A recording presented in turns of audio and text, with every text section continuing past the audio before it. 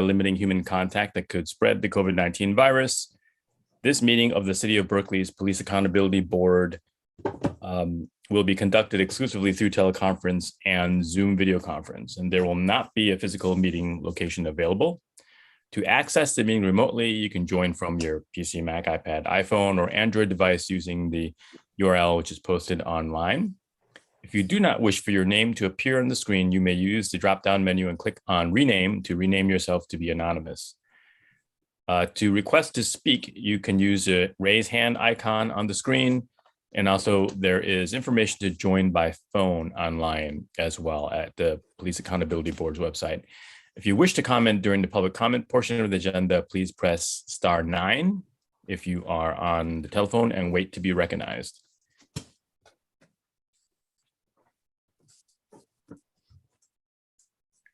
Thank you. So are we? There is one member. Let's see. First, you should approve your agenda. Yes, so called to order now. Thank you for the reminder, Director Lee. Are there any comments or revisions to the agenda? No? So neither hearing none or seeing none, we shall proceed to the next item. How about for public comments? Do we have members of the public who may want to speak? There's one member of the public, and if she wishes to speak, please raise your hand.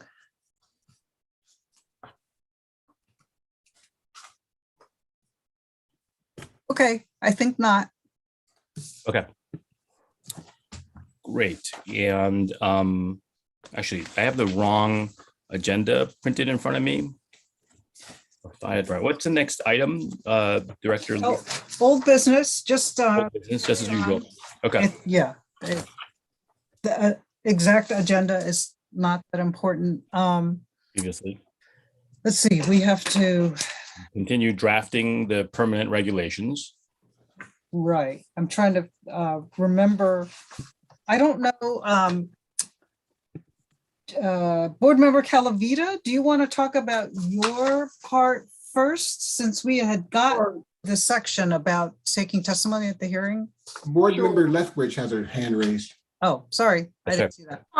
That's okay. I was just wondering if we're going to, what order we're going to go in, because actually reviewing this again, I found a couple of things early on, but I don't know if we want to proceed or if we want to make sure that we're, okay on each.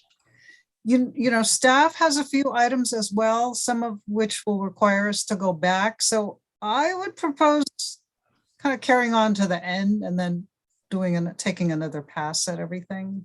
Okay. That's my suggestion. I see at least one other board member nodding her head. Thank you, Kit. Do we all agree to just proceed from where we were at the last meeting? Yes? Yes. Okay, so let's take a look at the draft. What page were we on? Let's make sure we're on the same page and section. Have we arrived at the hearing procedures, page 12? I think we have. And would you like me to share screen and share your yes, but before we get, I don't know, before we get to my suggestions for the taking testimony, I had something under I-1, which I think has not been included in the regulations that were circulated. So I-1 is about who may or must be present at hearing. Okay. Right? Okay, yes. Yes. Okay, so hearings are closed to the public. The director, I would add director, comma, investigator, comma, and hearing panel members. This is your, Kitty, this is the document that you circulated, has that, right? No. I don't think that the document I circulated has that particular piece. Oh, mine does. Okay, maybe I. Oh, actually, yes, you did write that in. Okay. did I also suggest deleting the duty command officer may be present for all but the board members' deliberations? No, Because I suggest deleting that. We're talking about making it equitable and not having the officers in the room Right, during all the testimony. So I would delete that sentence. makes sense. Well, that's the- not the subject officer. That person is representing the department and the chief in a nonpartisan. nonpartisan manner. They're there to answer general questions of the board about Policy. departmental policies and procedures. They're not there to testify on or represent the understand. subject officer. I understand. I wonder though, if we could have that person be available to, if questions arise, because it does kind of provides an appearance of it being more of a departmental hearing if that person is there the whole time. Well, part of the script at the beginning of your old BOIs was to introduce the duty commander and his or her role. We could beef that up, but it is made clear at the beginning of every hearing. There are times where the DCO will forget and they'll comment on the merits, and we staff try to remind them to not. Well, that was the old PRC, but my point in suggesting deleting this is that to have officers in the room during the presentation of the complainant may in some cases be intimidating, and it certainly is not, it does not create a parallel or equitable situation where there are no officers present. The complainant does not understand the difference between the duty command officer and someone else. I mean, there's an officer there probably in uniform listening to the testimony.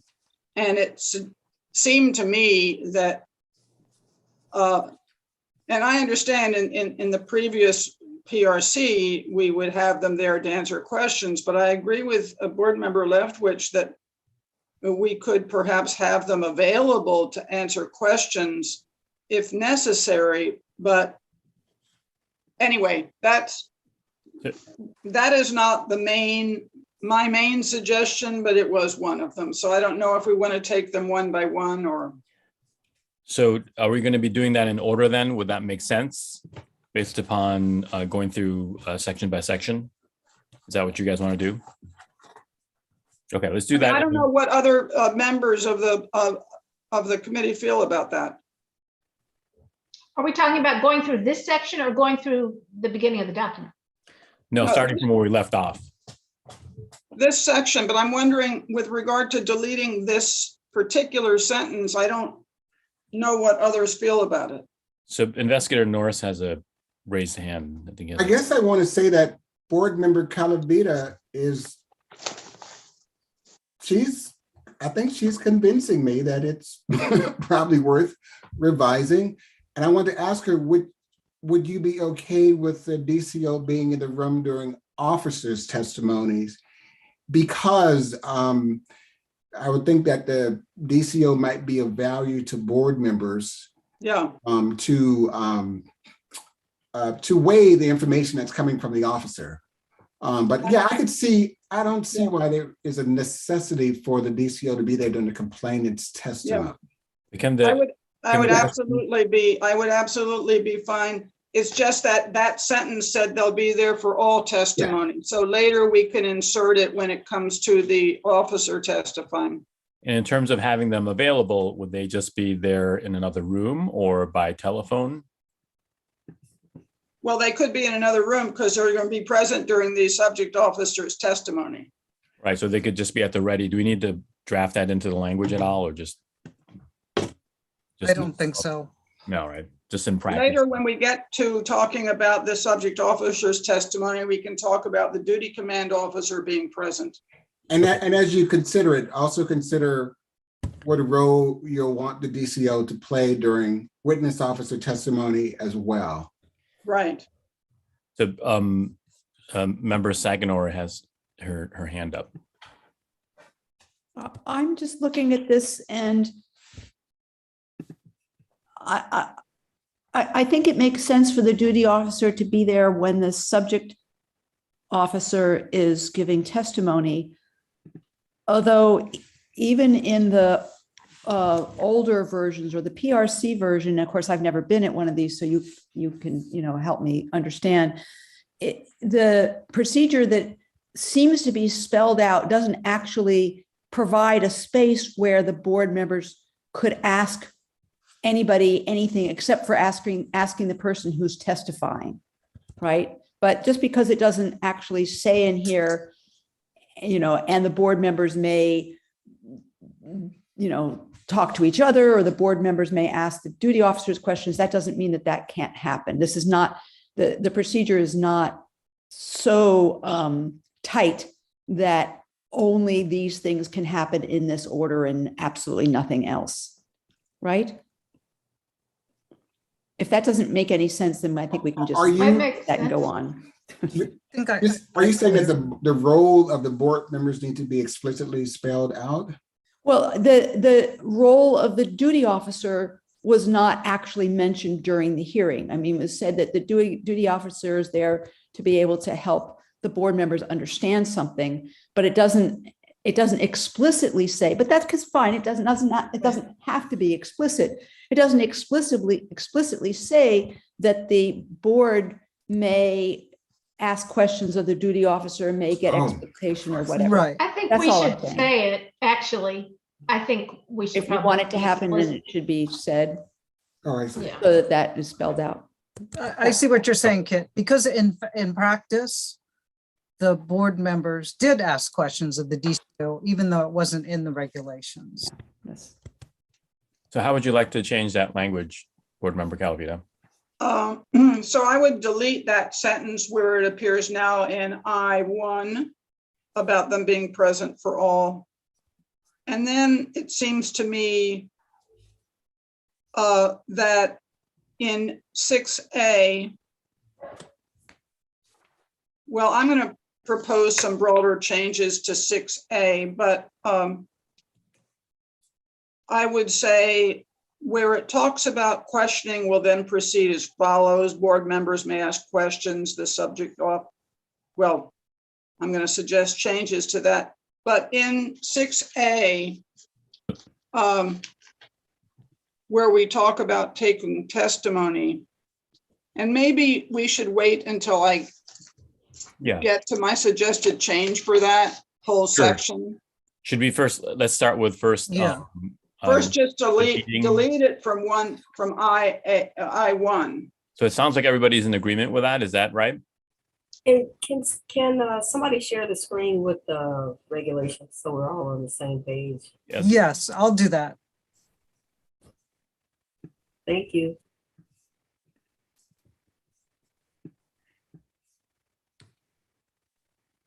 And then Kathy, with regard to what Kit said about not everything is mentioned here, I wonder if certain things should be mentioned, like when do we look at the body worn camera footage?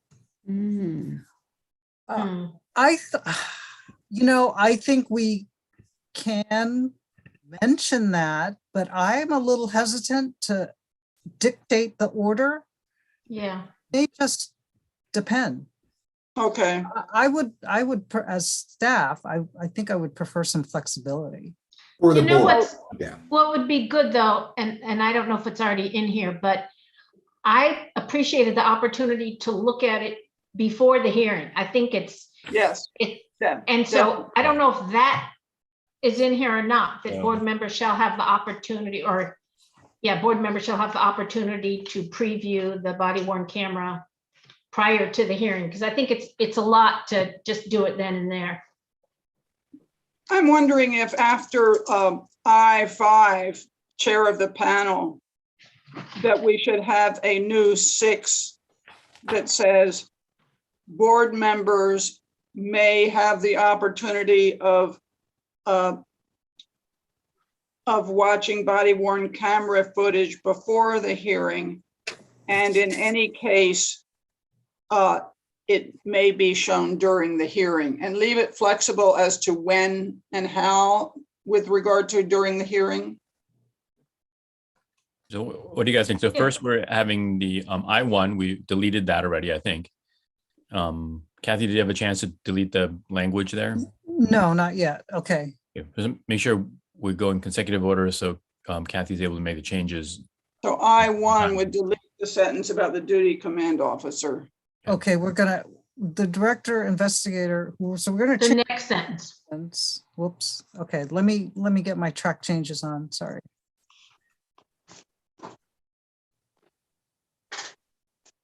Okay. So the duty command officer, that entire sentence is out. Right. I'm just, I'm going back to the very beginning, director, investigator, Oh, yeah. and And- hearing Hearing panel members. panel members. Okay, and then this is going away. Can we leave that and just modify it? And just say that the duty command officer may be present for the officer's testimony? Well, it'll come up when we talk about the officer's testimony. Okay.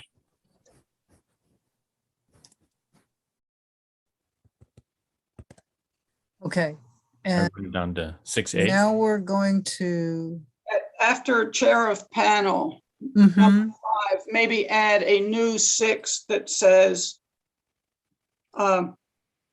hearing panel members may view body worn camera footage before the hearing period. In any case, body worn camera footage may be shown during the hearing. And then that leaves flexibility as to when and how. And again, I'm forgetting, does the complainant have the opportunity to view the body worn camera footage? In our current Not practice, yes. frequently. no, it's not allowed under the current policy. Well, Kathy, we do allow them to come in. We do? Yeah, we allow I forgot. the representative to come in to see the designated video. Prior to the hearing? Okay. They should During be the hearing? able to see that. I mean, they should. Prior to the I'm not hearing, arguing with that.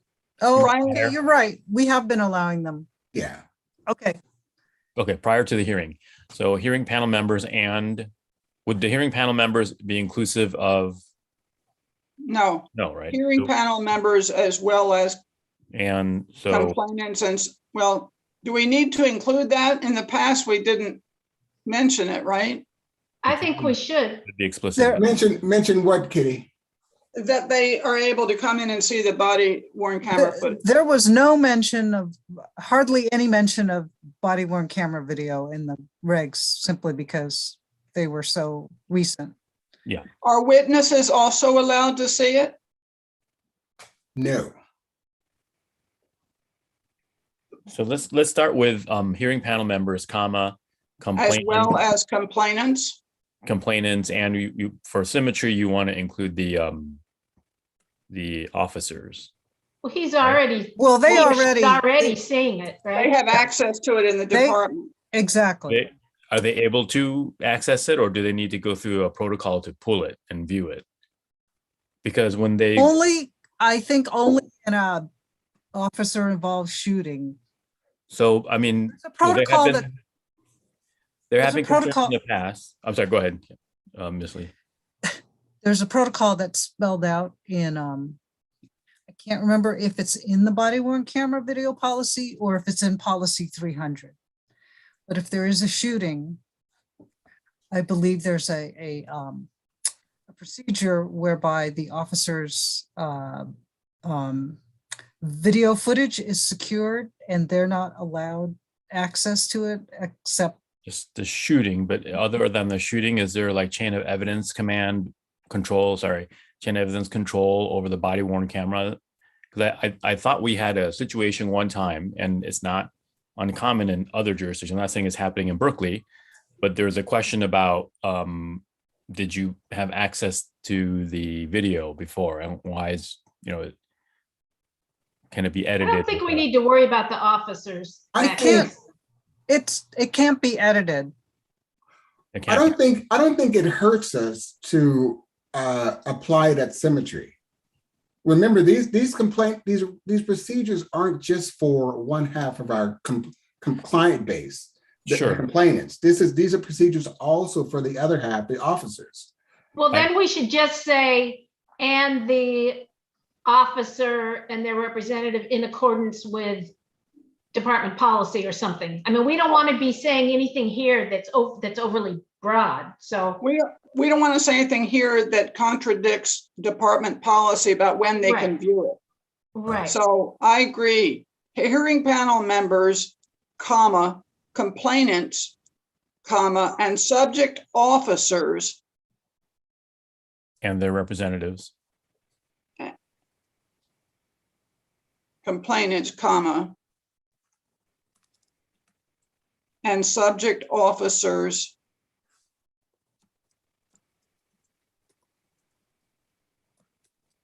and their representatives, parens. We should have a comma after subject officers. Oh, wait a minute. No, that won't work because we start that with the hearing panels.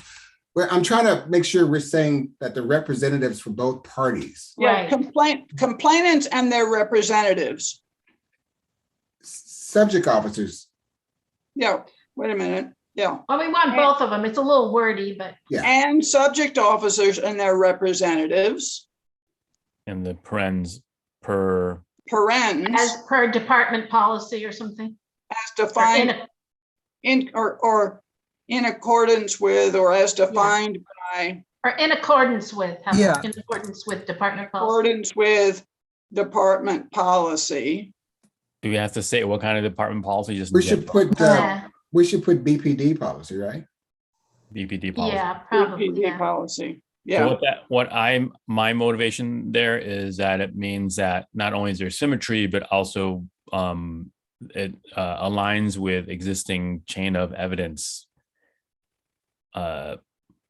protocols. Because Now you're- yeah, that makes sense. yeah, Now there's one more, and their issue. representatives and subject officers in accordance with. I think would you like need a to- comma. I think you need a comma after the parens.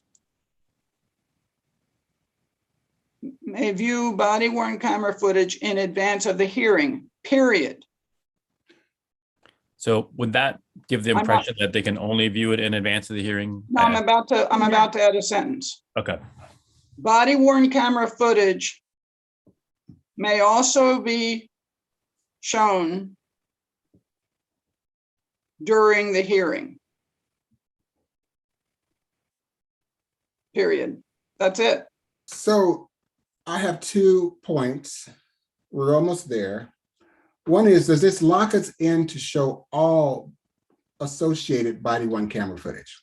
Because what we do as staff, we go through that foot evidence, and sometimes it's a lot of footage, and we select what we think is the most relevant to the allegations at issue. So I guess we could put relevant.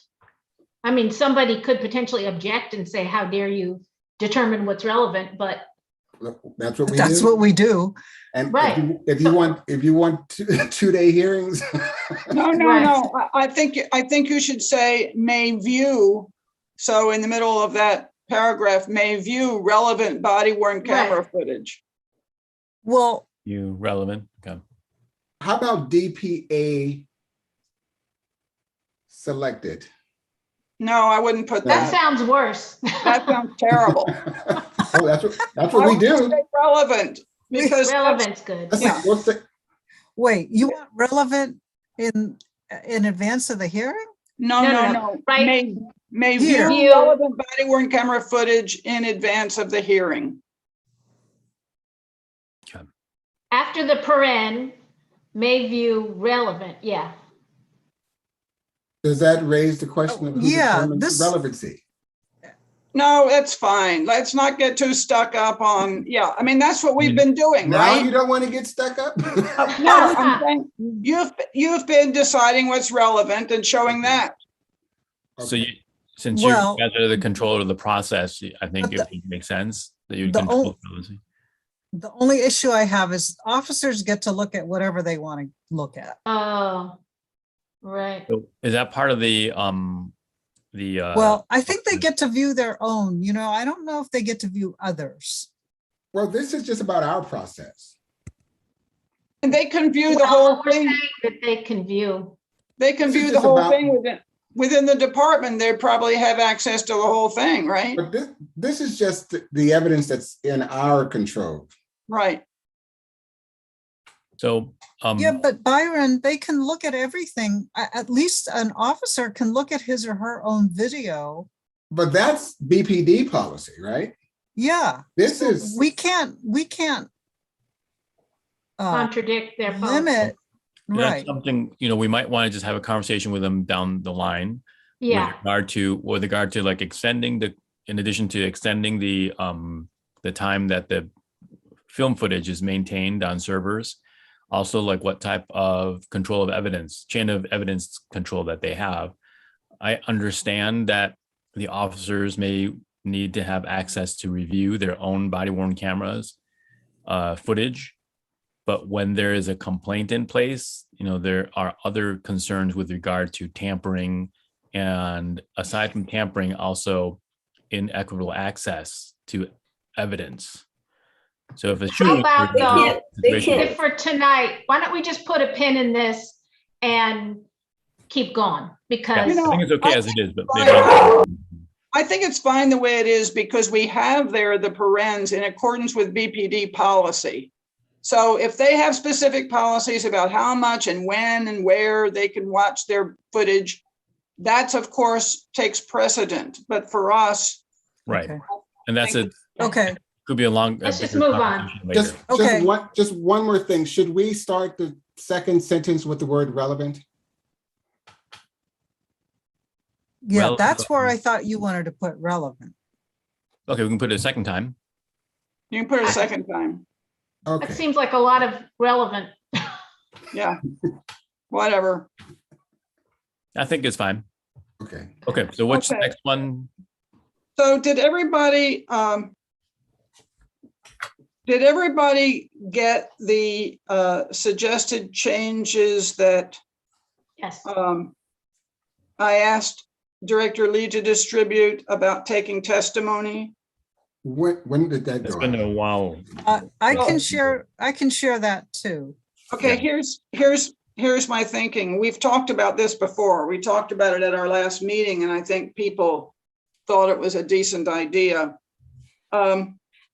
We've been looking for a way to make the taking of Oh, the yes. testimony equitable between the complainant and the subject officers.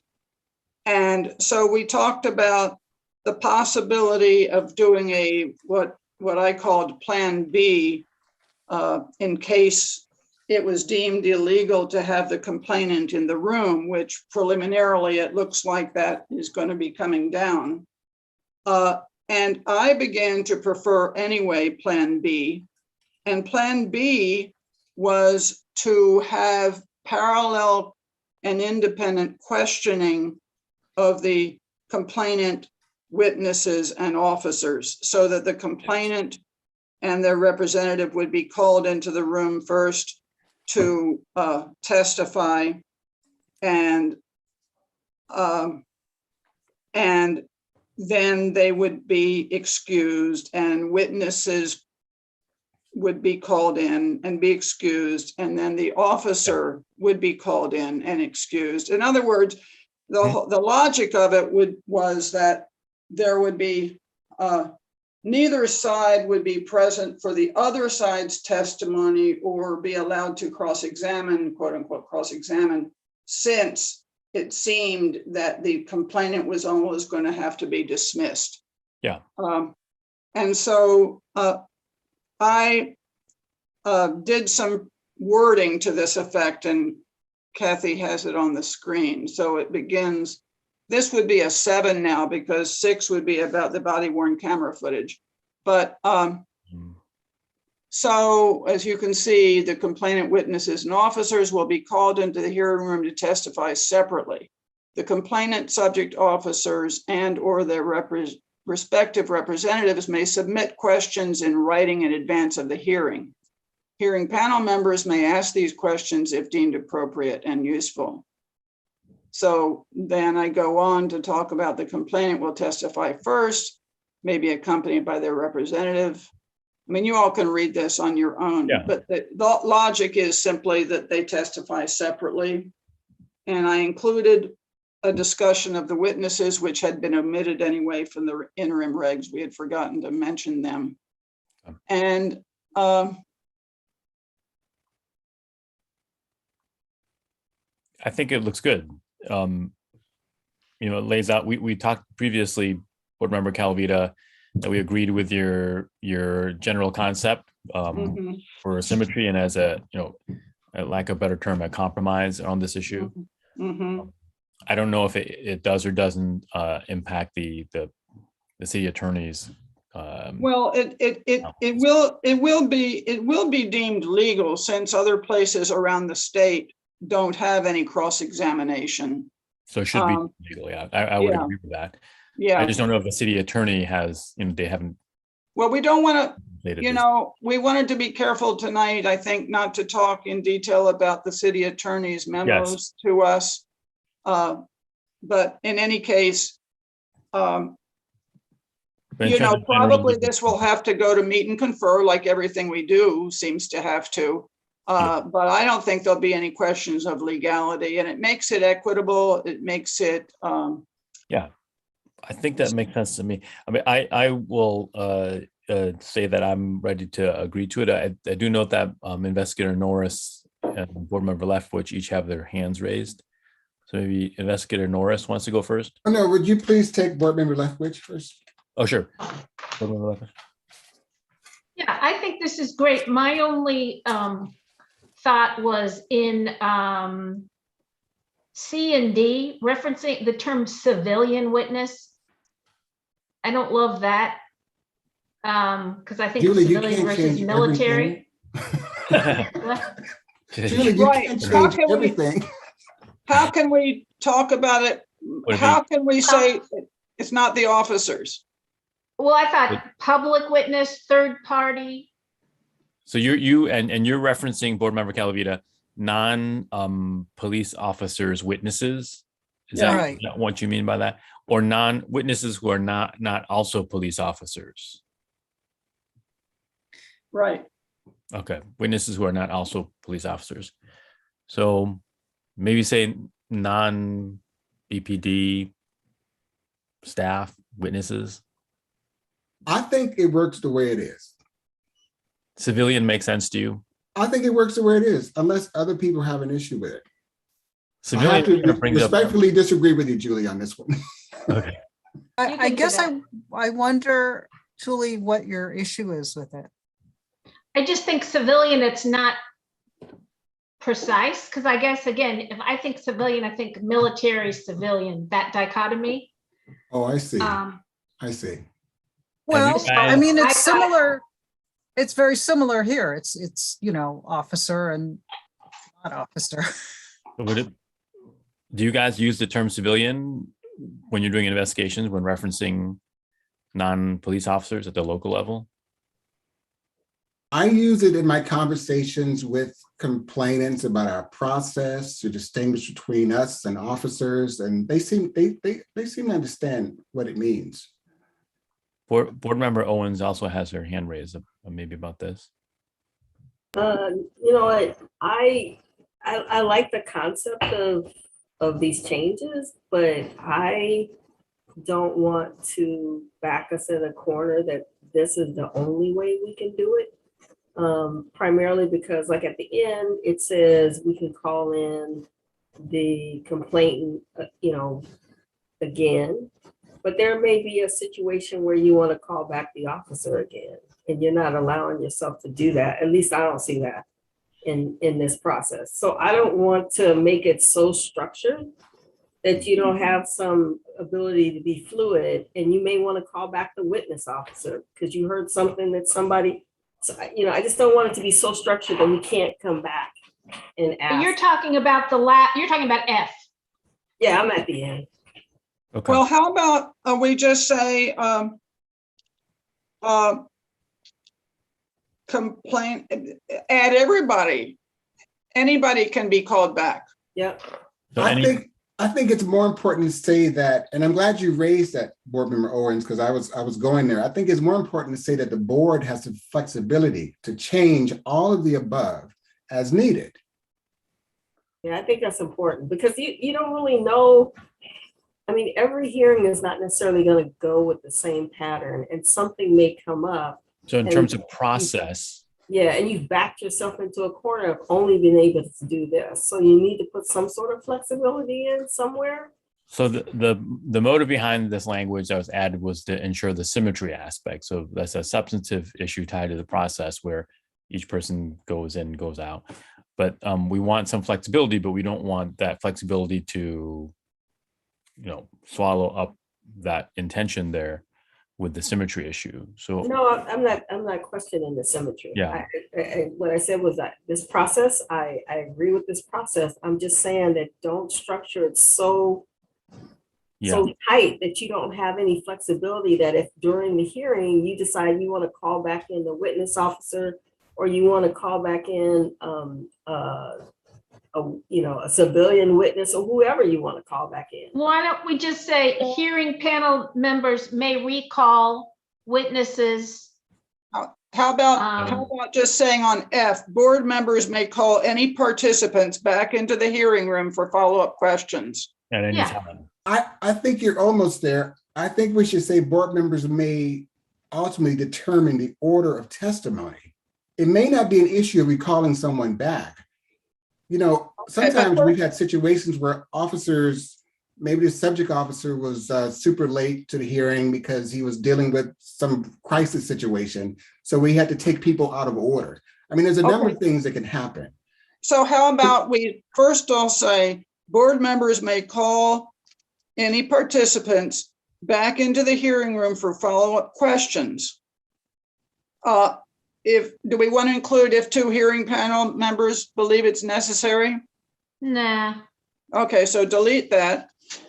Just they could be called in for follow-up questions, and then a new G, which would be board members may reorder the questioning process if necessary.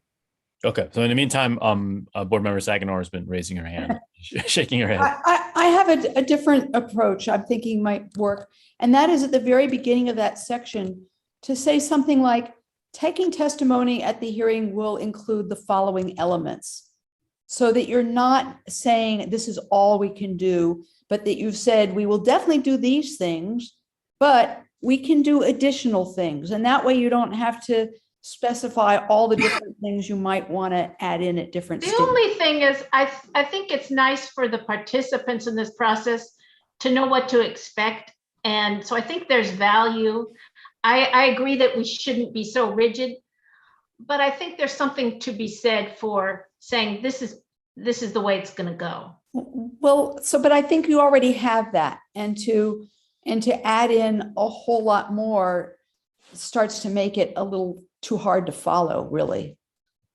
So I mean, I really think that we're getting into adding possibilities that you may or may not do. And I think it's more helpful to know this is what we'll definitely do, and have a sentence that there may be other things that will come into play. Okay, so would it help at the beginning of this taking testimony at the hearing, just adding a sentence, testimony at the hearing will include the following elements. And then you don't have to really change anything else because you've said will include. Yes, that's exactly what I'd like to see. Yeah, and so that gives you flexibility, even though you've stipulated more or less the order that things are going to go. Right. I understand where you're coming from. I think you may have to then add, if you're going to remove, I think it was F and G, whatever it was down there. Well, I would include F. Board members may call back the participants. I would include that. Yeah, you can call that. So include F. What about G?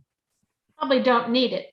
So don't need G, but then rolling back up to that kind of precatory sentence that was just added. Do we need to add a comma there and then just finish the thought? I just want to make sure the testimony of the hearing will include the following elements.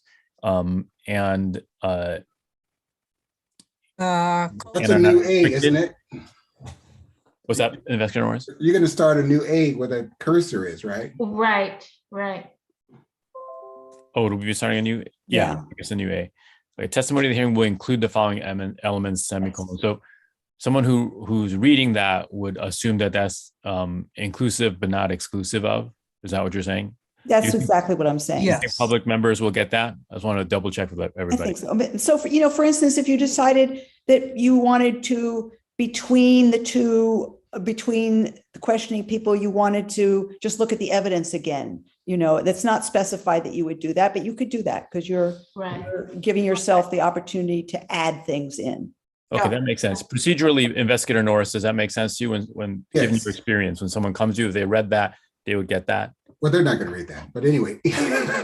No, I'm gonna- they're not gonna, we give them, or we refer to them to the regs, but we also give them Did you give them this? a lot of information about. It's too what much for happened them, at the but they're not going to use this by the time they get to the hearing. We're going to have to give them something simple to break this down. Flow it's chart too- thing. yeah, for And most we people.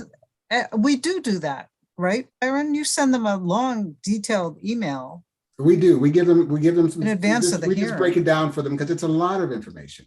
Okay, Can I propose that on what's now B, because you're gonna have a new A.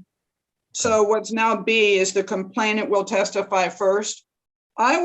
If we're gonna talk about flexibility, I do think we have to say the complainant will generally testify first.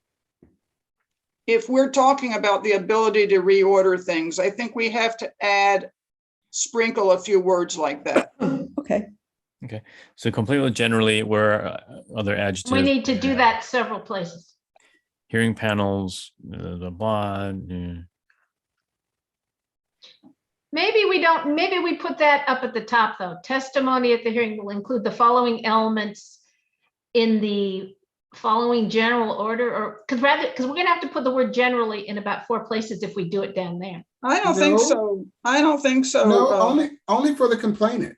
Only there, Yeah. because then it talks about the witnesses.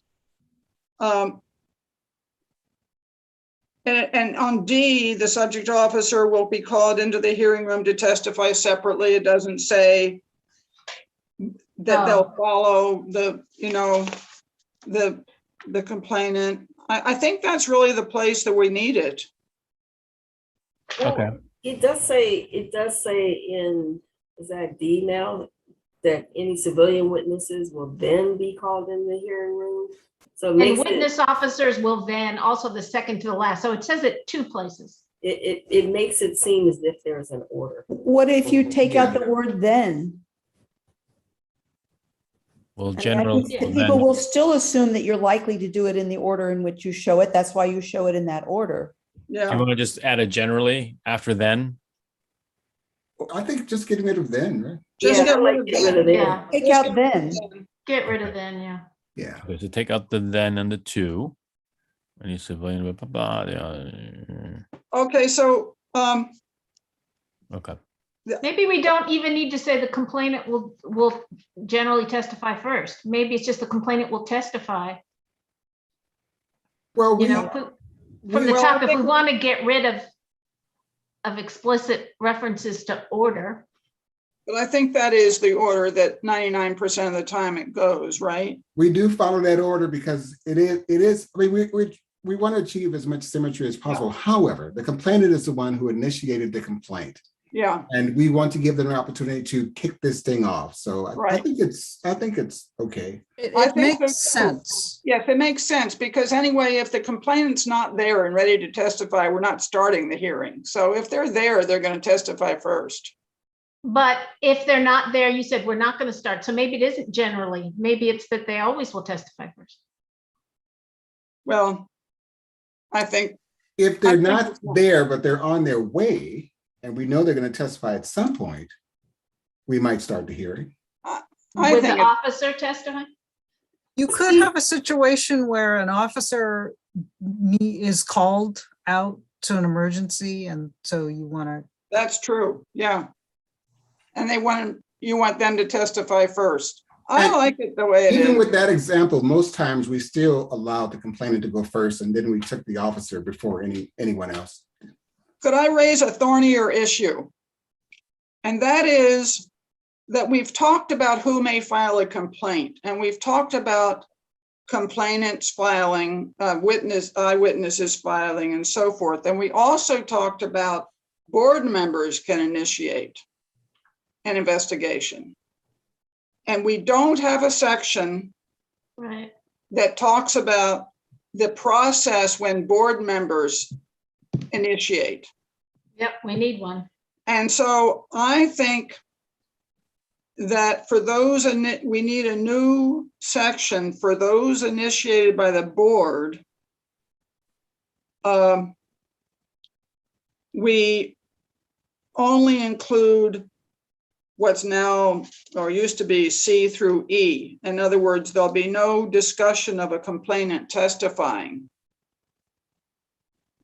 Civilian witnesses may testify.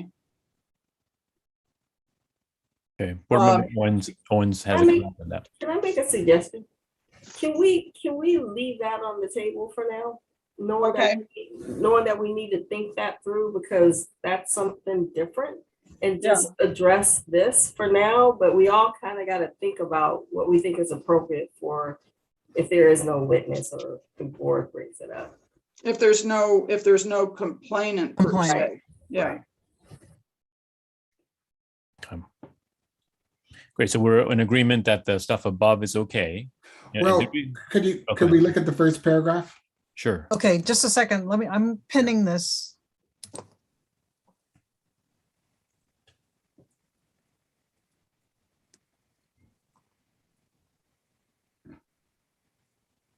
Okay, what did you want to look at, Byron?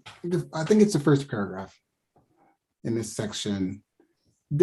Kathy, do you think it would be helpful to have a time frame for when the subject officer or the complainant can submit questions in advance of the hearing? Because I'm Good idea. I'm concerned about getting Yes. that on the day of the hearing. Right. I think we should About probably within say 5 days. at least 3 days. Yeah, that's a good point.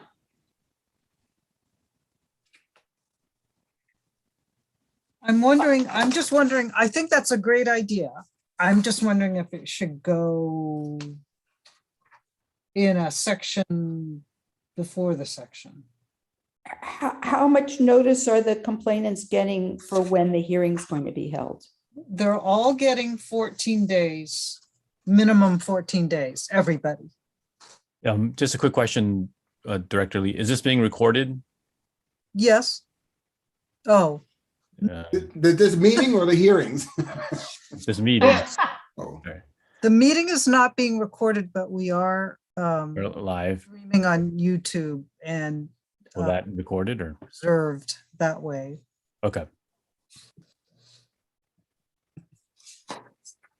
Do you want me to start recording at this point? I did. if it's live on YouTube, it is being loaded up to the servers or Yeah, it will live on YouTube. as long as that Afterwards. satisfies the recording requirements, that's fine. Okay. I just noticed it wasn't recording. Okay, Oh, could I insert one more thing? I'm sorry, before Sure. we leave this. Under what used to be D, which I think is now E, we do need to insert the comment about the duty command officer. So. That shows up someplace else it under does. evidence.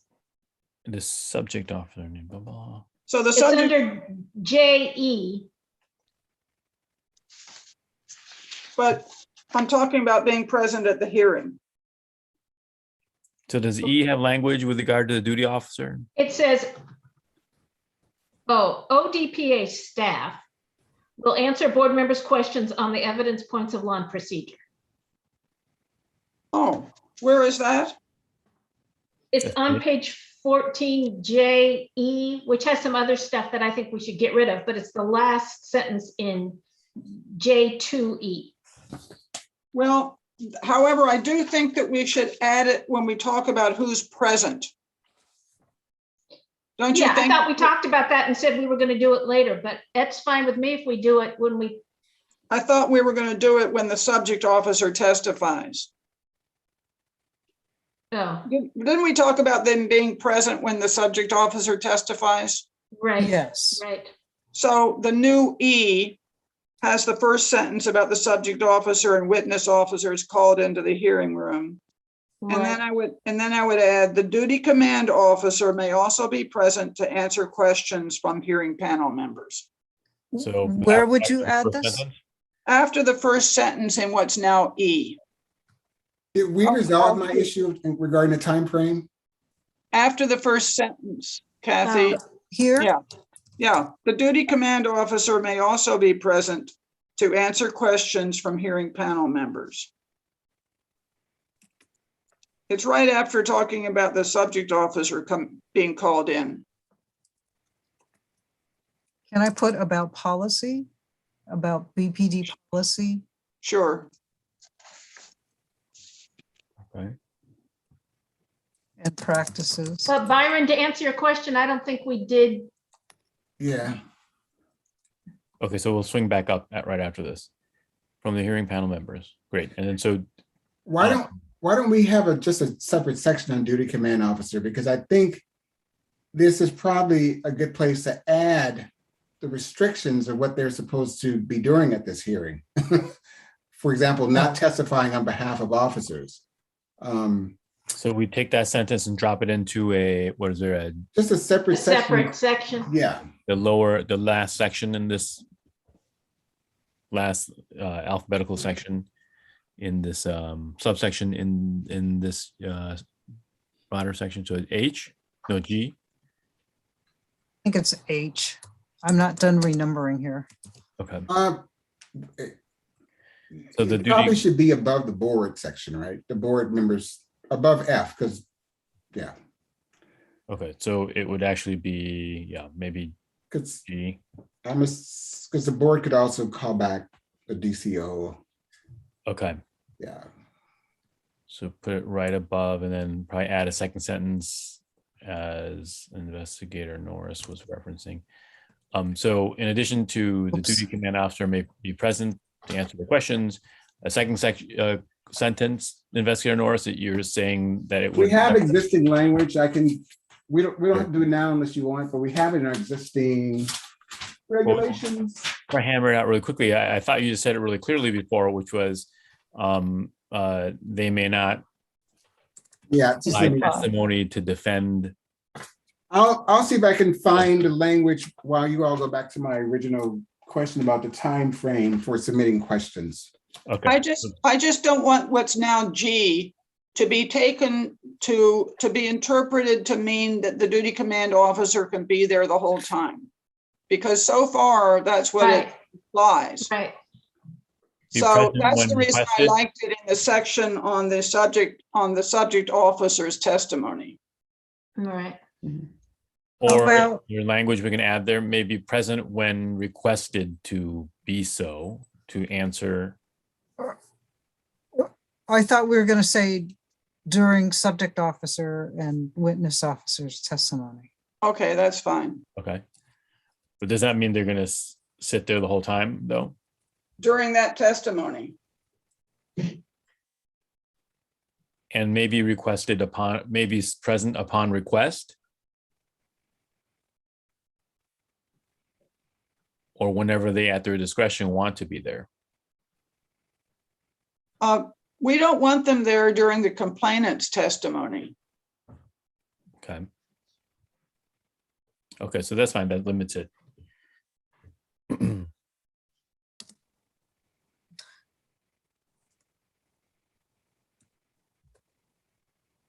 What am I doing?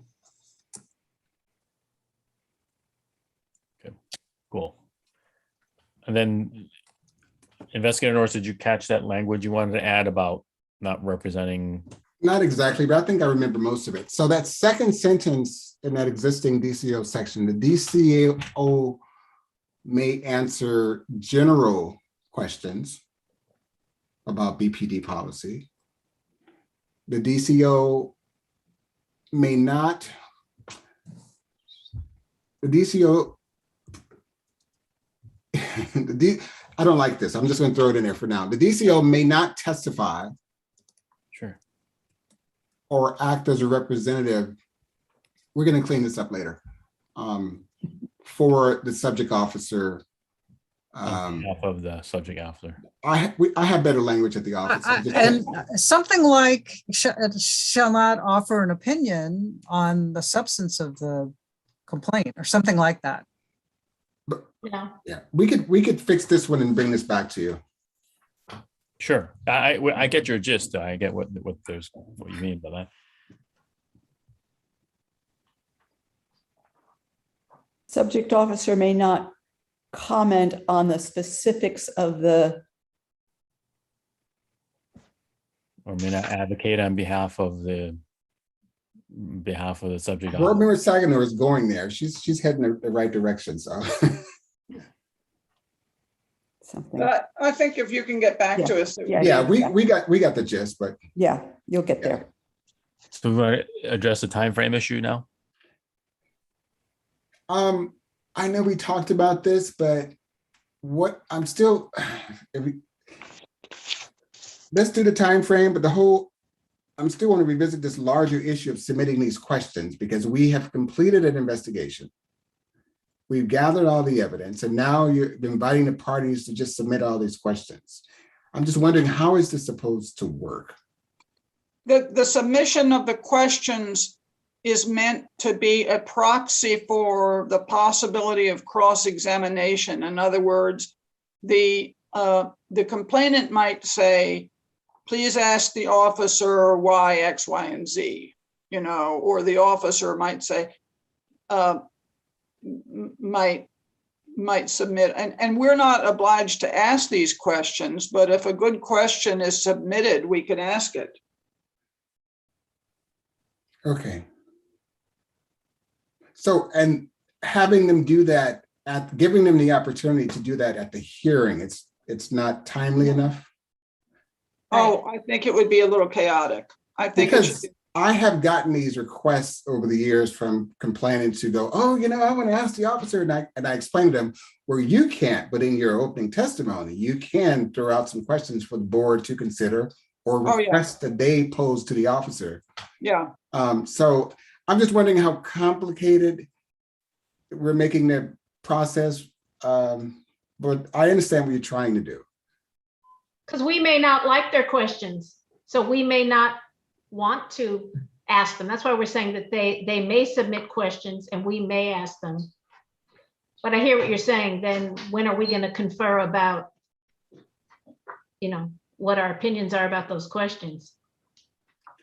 But we give them an opportunity to make an opening statement, a closing statement, and we can advise them and remind them that when you present to the board, you tell them as part of that, hey, this is what I think should be looked at, or, It's not just for the complainant, it's for the officer too, and was meant to be. Oh, no, I understand. Take the place of them being in the room and asking questions themselves. Anyway, I'm not married to it, so if people don't like it.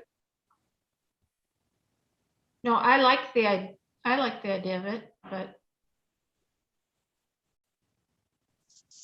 I think it gives us flexibility. We don't have to ask the question, but there might be a very good question we hadn't thought of. and they could still, if we say within 3 days of the hearing and they don't do that, they can still in the course of their opening statement say, if I could ask questions, I'd ask this. So they aren't waiving their rights, but we're just suggesting it'd be better if we get it in writing, 3 days before the hearing or 5 days or whatever.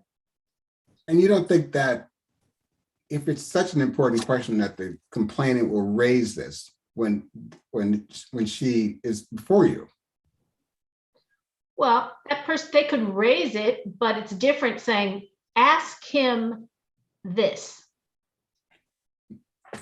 No, I understand that. And you don't think that could be part of their opening statement or closing statement? I just think it's both. It could be part of it, but if they think it would be helpful, they could also submit writings in advance. I think it's helpful to have it submitted in advance, because then you've got the people, who you want to ask the question thinking about this. Right. And they may, I sometimes want to ask a question and I don't really word it very well. And so by the exercise of putting it in writing, it gives somebody else a chance to say, I see what she wants to know. Hey, yeah, that's a good idea. I want to know that. You know what I mean? Yeah. I think I just demonstrated that. I don't always express myself very clearly. I think Cheryl had something, didn't you, Cheryl? Yeah, I kind of like the idea of them submitting something up front if they want to. I think I like it because as the board is kind of reviewing I'm assuming we can review like a hearing packet prior to. And if we had those questions that both parties wanted to ask, it would help us determine whether or not we thought it was appropriate to ask the question or where it fits in the process or whatever, or after we view the body worn camera or whatever evidence ahead of time. It would be, for me, I think it'd be helpful to have questions from both parties ahead of time as well. It doesn't have to be complete questions, but I would assume that both parties are going to say, you know what, you should really, look at X, Y, Z up front. That's just my opinion. And I also think it answers the possible officer's concern that now they're not going to be able to ask the complainant questions. Right. So this way they can write their questions to us and they may get asked. But we're That's a not good- promising that they will. No.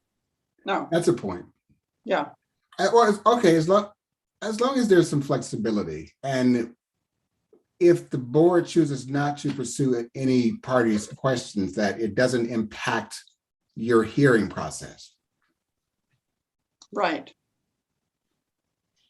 I Okay. bet we won't get that many questions, frankly. Okay, And Well, we'll see. okay. Okay. I have my hand raised, but Kit had Oh. hers raised Yes. first. Oh, no, mine is left over. Oh, okay. So in terms of where to put this, we have a section, it's not on this. We have the old section H is continuance requests and other pre-hearing motions. We can retitle that and then add a section about pre-hearing submission of question or something. Okay. And put it in there. hearing submission of questions. I think that sounds okay. Pre-hearing submission of questions. Do you want me to go back? And actually, as I'm looking at this, I realize we did jump ahead, but that's okay. We're not done with the whole document. So Kathy, what time frame do you think would be reasonable? How many days in advance? 3 days? 3? 3, 2. No later than 3, yeah, maybe. 3 Well, business David- days, do we want to specify? Well, that's long. That's 5 days. Well, I it think depends when the hearing is. I think three calendar days would give the parties a little more time, but Okay, so 3 calendar days prior to the hearing. They can, up to 3 calendar days, they may submit questions. Is that right? Board member? Let's see. I So think this it is, should be business days, because if you do calendar days, if your hearing's on Monday, they submit it on Friday. You don't really have time to put it together. At least I don't think you do. I think it should be business days I think too. it should be business days. we'll do, okay. Sure, that, yeah. Okay. That'll make our job easier. yes. I mean, honestly, that's what I was thinking about. I mean, if they give it to you guys at the last minute on a Friday, that really doesn't give you guys time to do what you need to do. Right. And the questions should be submitted. I'm sorry, Kathy. I was just pointing out that this is the section that I'm thinking about. So we've got pre-hearing continuance requests, newly discovered evidence or witnesses, procedural issues. Oh, let's just throw it in there. Pick a Yeah, number. this is a big, this Yeah, is. let's just throw it in there. So already a potpourri of, we just want to be specific. They need to submit those questions to the DPA office. Questions for the board. Witnesses, subject. And I assume officers, that there's no limitation on how many questions. No, there probably should not be. Okay. Right. Yeah, I You don't guys think, should all be an investigator for at least just 3 months. Just 3 months. 1 month. I sure keep you very busy. I do that during my day job. And that's, I know that we take No, phone in this- calls, actually. We actually we have like shifts on certain days where we take public yeah. calls as well. So sometimes you get, upset folks, which is understandable. Yeah. So pre-hearing submissions and questions. Okay, so we want them in writing, 5 business days. Any other requirements? Now, okay. Yeah, So they you- just should be But submitted we have to your say office. who, They like, should be submitted to your office within 5 or 3 business days prior to the hearing. the complainant, subject officers and or their respective representatives. Yeah, I would just say questions.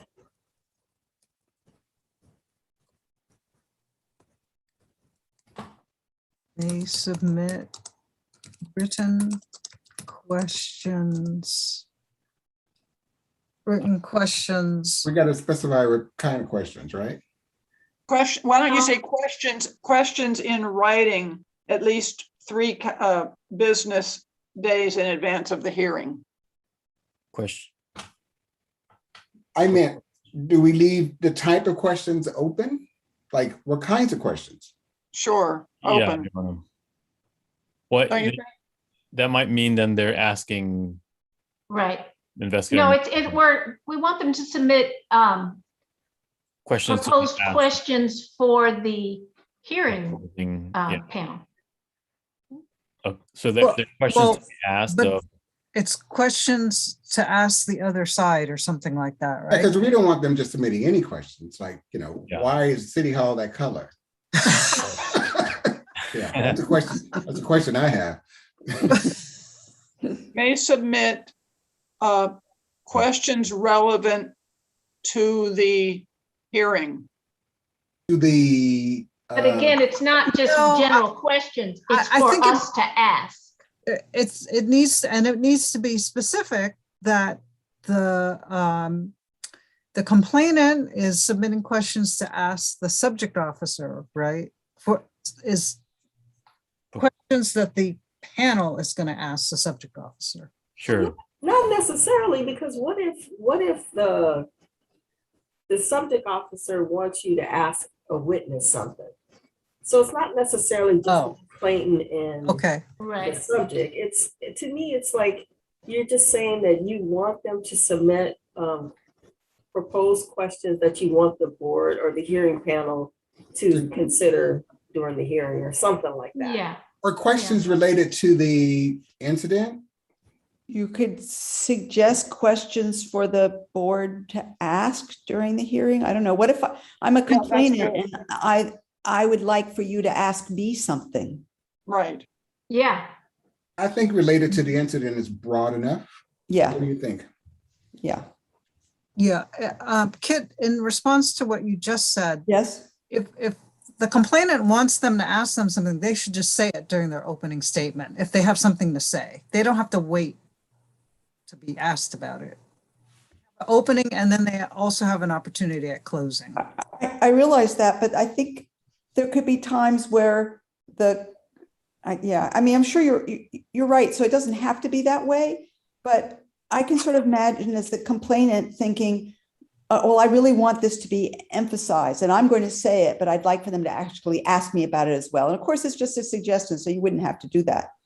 But Well, then, so if we have another sentence here after what you have there, hearing panel members may ask these questions if deemed appropriate and useful. So it's clear that the questions Right. are for the hearing panel members to Yeah. ask. right, That's good. that's right. Hearing panel members may ask these questions if deemed appropriate and useful. If they deem them appropriate and useful. If they deem, yeah. Yes. Deem them And I appropriate. think you need a cap on panel, hearing panel. Yes, I'll go back. Yeah. You know, I wouldn't want them, I mean, I don't know how carefully complainants read the procedures here, but this makes it sound like they're supposed, I mean, since we have this separate category of pre-hearing submission of questions, it makes it sound like they're Right. supposed to submit questions. Well, So, why don't we just have this where we say that, I mean, we have another place where they say they can ask questions. Well, I liked it where it was originally, just sort of an offhand, they can submit Right. questions. Well, I like it where it is now. It Because makes we're not sense to be talking here. about the hearing. it makes sense. This is all about pre-hearing, you know. Okay. So action. how about at least we say possible pre-hearing submission of questions, so they know it's optional. Well, how about Why don't we pre-hearing just call it- submission of possible questions? It Or says, how about- it says they may submit. It doesn't say they have to. Okay, Right. They may submit. So that's your, if they want to, Yeah. they can. They may submit. It doesn't say they If you- have to. I agree. If Okay. you really want to make it, you could add voluntarily afterwards, but I think may is probably fine. Yeah, I think it's good the way it is. We just need to put where those questions are going. They're going to Oh. the, Okay, yeah. And as we move forward, as Kathy does that, I don't think it's, I could be wrong. I don't know if it's necessary for us to say, to make references constantly to or their representatives. Yeah, we probably should though. You think we should? what was Yeah. the question?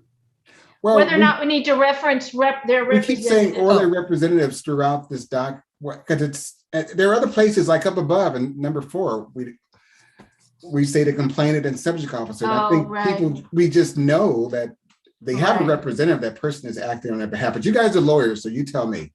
Well, no, you want to be consistent though, so we Right. can have definition. I mean, I don't know. I understand what you're saying, Investigator Norris. I think it's probably better to write representatives there. Just- Okay, just I to- guess we'll go Okay. back and insert it then in various places. Yeah.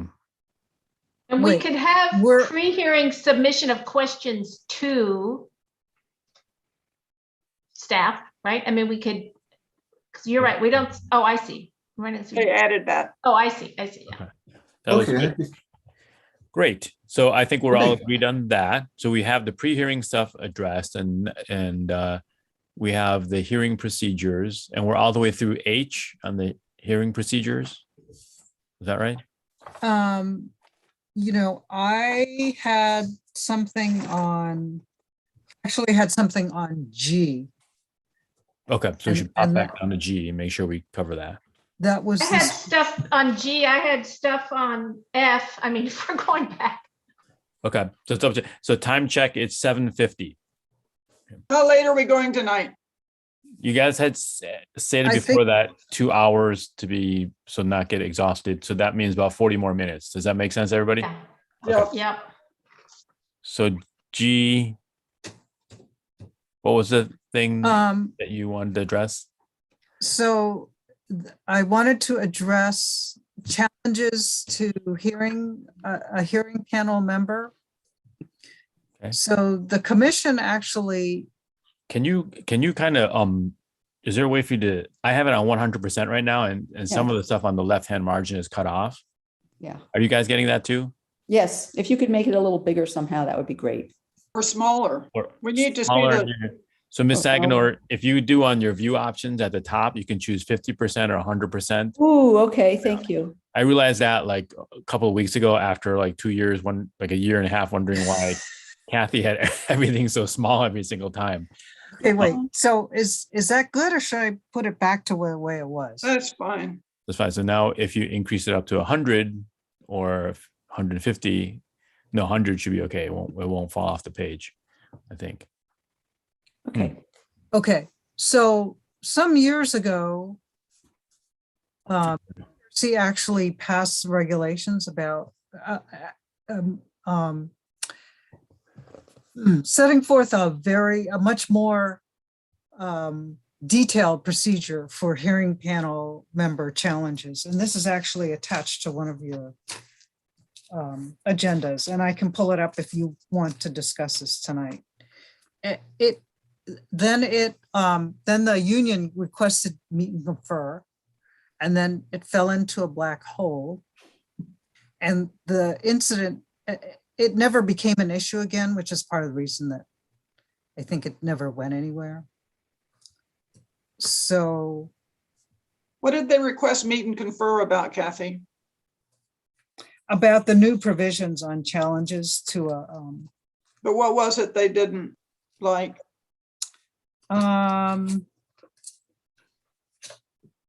that's a good question. Let me see if I have that. Should we just wait until they're here or they raise it again? Well, it's not in this document yet. So should we just defer it? And I thought, Well, how about we We just can do this defer the way we think it should be done? Or says, yeah, do the way it thinks it should be done, and then consider whether or not it should be deferred. Did we get everything before?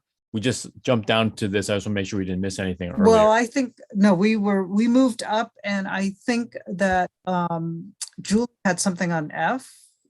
Can we just quickly finish that and then we'll jump back down to the personal interest, which I think is interesting language. Normally it's conflict of interest, but maybe personal interest sounds kind of subjective, but Just since the subject came up of something, was the department or the union invited to send a representative to this meeting this evening? Yes, I think there's a standing invitation each time, right? yes, And Lieutenant They- Montgomery's on vacation, right, Kathy? And- right. Yeah. So Ms. Saginaw, what we heard from Lieutenant Montgomery is that, and he's not representing the BPA, but because Right. they're in a meeting to confer, they don't come to these meetings because of that. Because they are in that process with the meeting confer. I see. Okay. Oh, really? That was what he explained, and that makes sense from what I Oh. understand about union. Okay. Yeah. Do you want me to pull up the language now, or did you want to talk about something else? So can we Think about finish the thing that Right.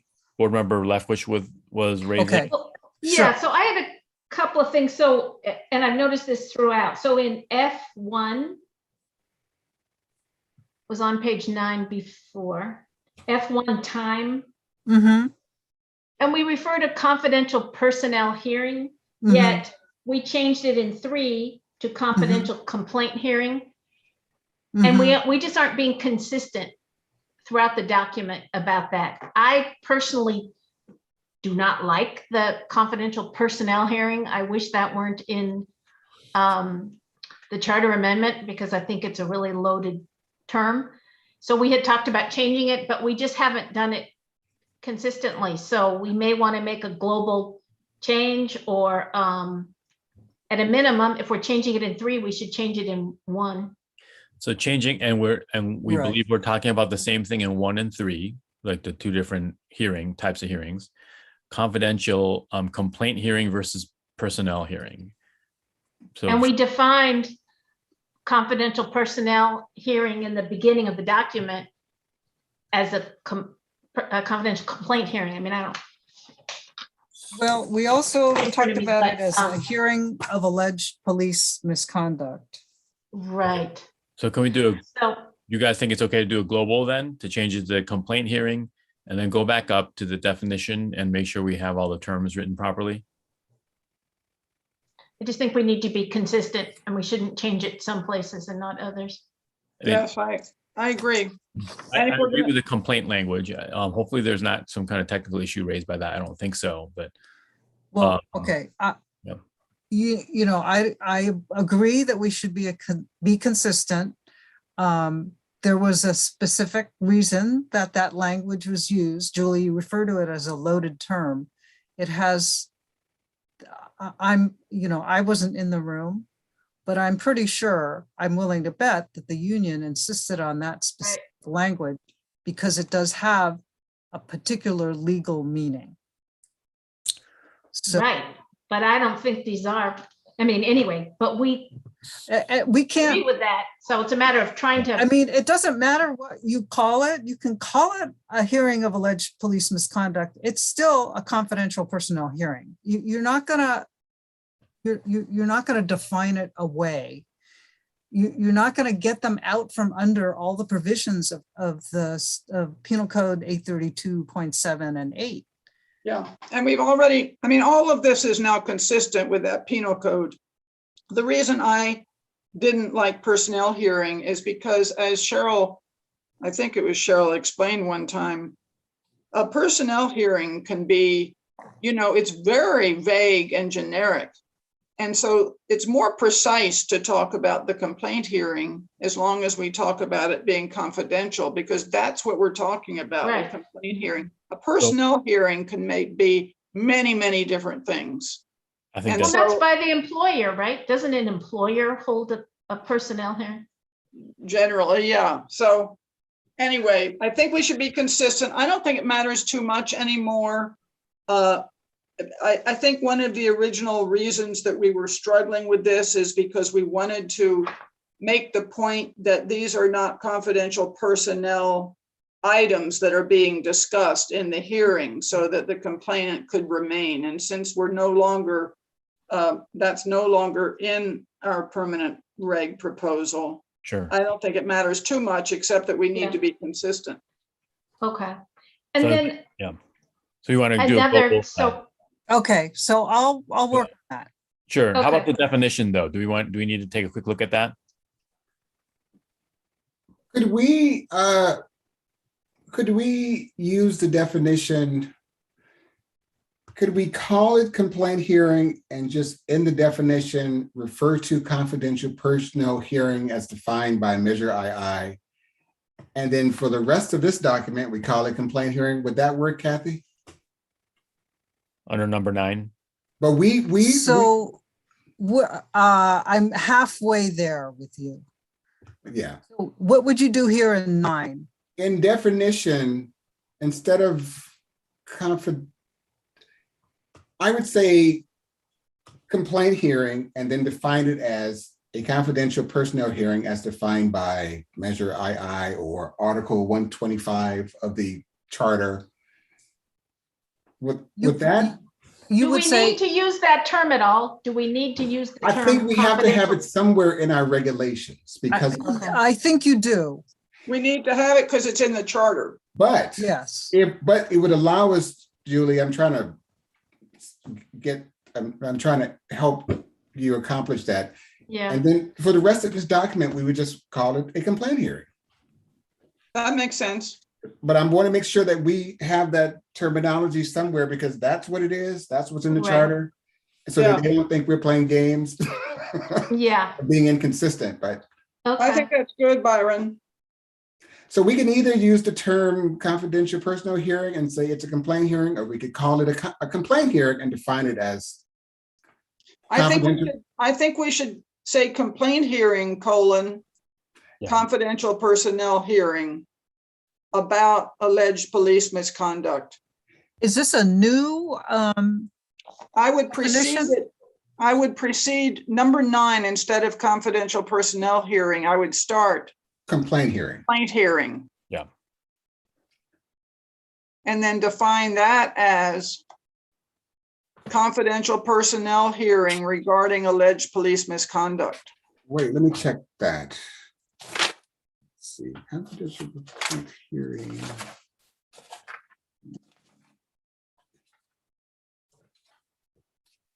yeah, so I don't know if it gets us anything. I think it does. So Then you we can- think, so you You don't have think, an extra E, Kathy, in conduct. oops, okay. Conduit. Yeah, So it doesn't reclassify it from what everyone is then noting. here we're gonna say, Confidential personnel hearing. But rephrase it. right, we're not, right.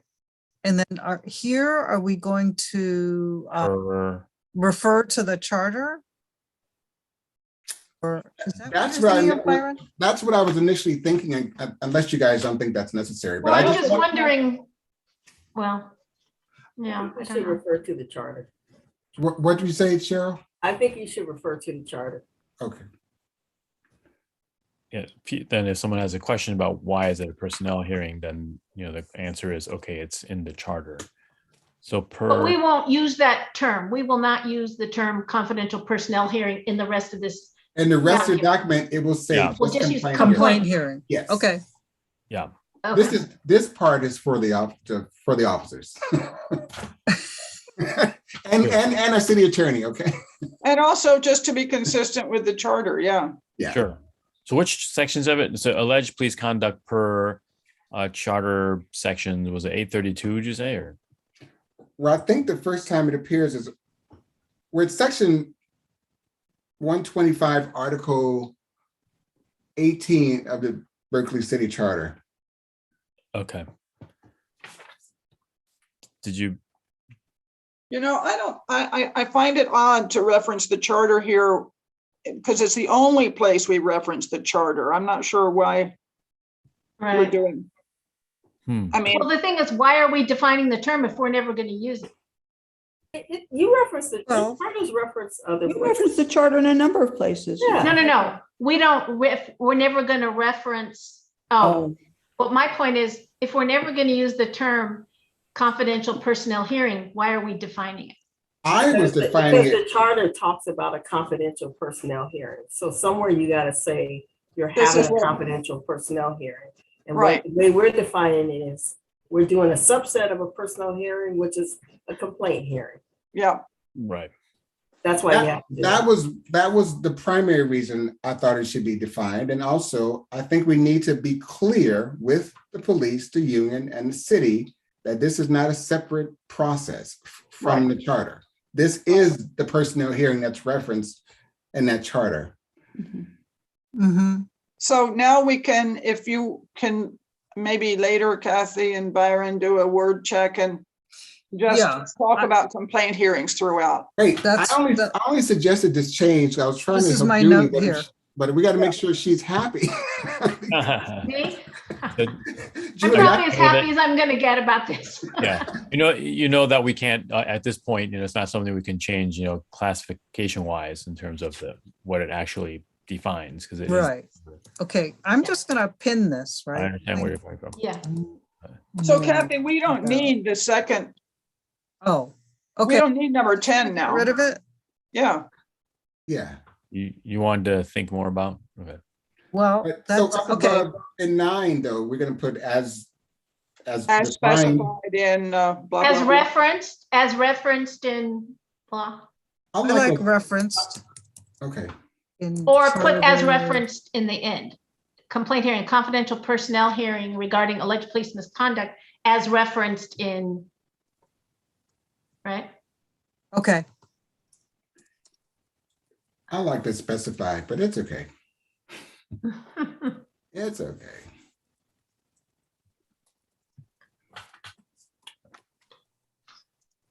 So how far are we along here? I've got something else in G, Okay, we're gonna G- drop back G- down to G. G2. Now, so the last thing that we were just talking about with personal conflict. Yeah, So in G2. G2, G2, the personal conflict. it says board members recused for conflict of interest. It's who recuse themselves, Who accuse themselves, okay. who recuse themselves. Hmm. Does That's it have to there. be that they recuse themselves, or could Or Yeah. board members point out they need to be? Well, recusal is when you're recusing yourself. If Okay. you're excused or kicked off, dismissed, else is Okay. doing. who recuse themselves. And then under 3A, basis for a challenge, a board member who has a personal interest, blah, blah, blah, and the outcome of a hearing shall not sit on the hearing panel. So that's what you were raising Yes. about okay. So personal interest here is defined as different from conflict of interest. Conflict of interest is related to ex parte communications, meaning communications outside of the hearing process. Here we're talking about personal interest. So I feel, is it defined somewhere that feels kind of soft? Well, that's why I think there's these examples here. Right. But maybe it should be personal interest and not personal bias. Examples of personal interest. Yeah, Personal interest. I agree with that. What does everybody else think? I agree. That's Bias, consistent, yeah. bias makes it sound like kind of viewpoint, which is not really what we're talking about. It shouldn't be. So familial relationship, witnessing events material to the inquiry.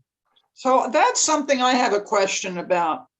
I don't see anything wrong with having witnessed it. I don't know if you should, maybe you should just be a witness though. And not on the panel. That's the thing. You can't testify as a witness if you're, Right. And when we say witness, we're again talking about a perceptual eyewitness. eyewitness. Okay. How did this come up, Kathy? How did this come up? Oh, This particular, this is old language. That was before our time.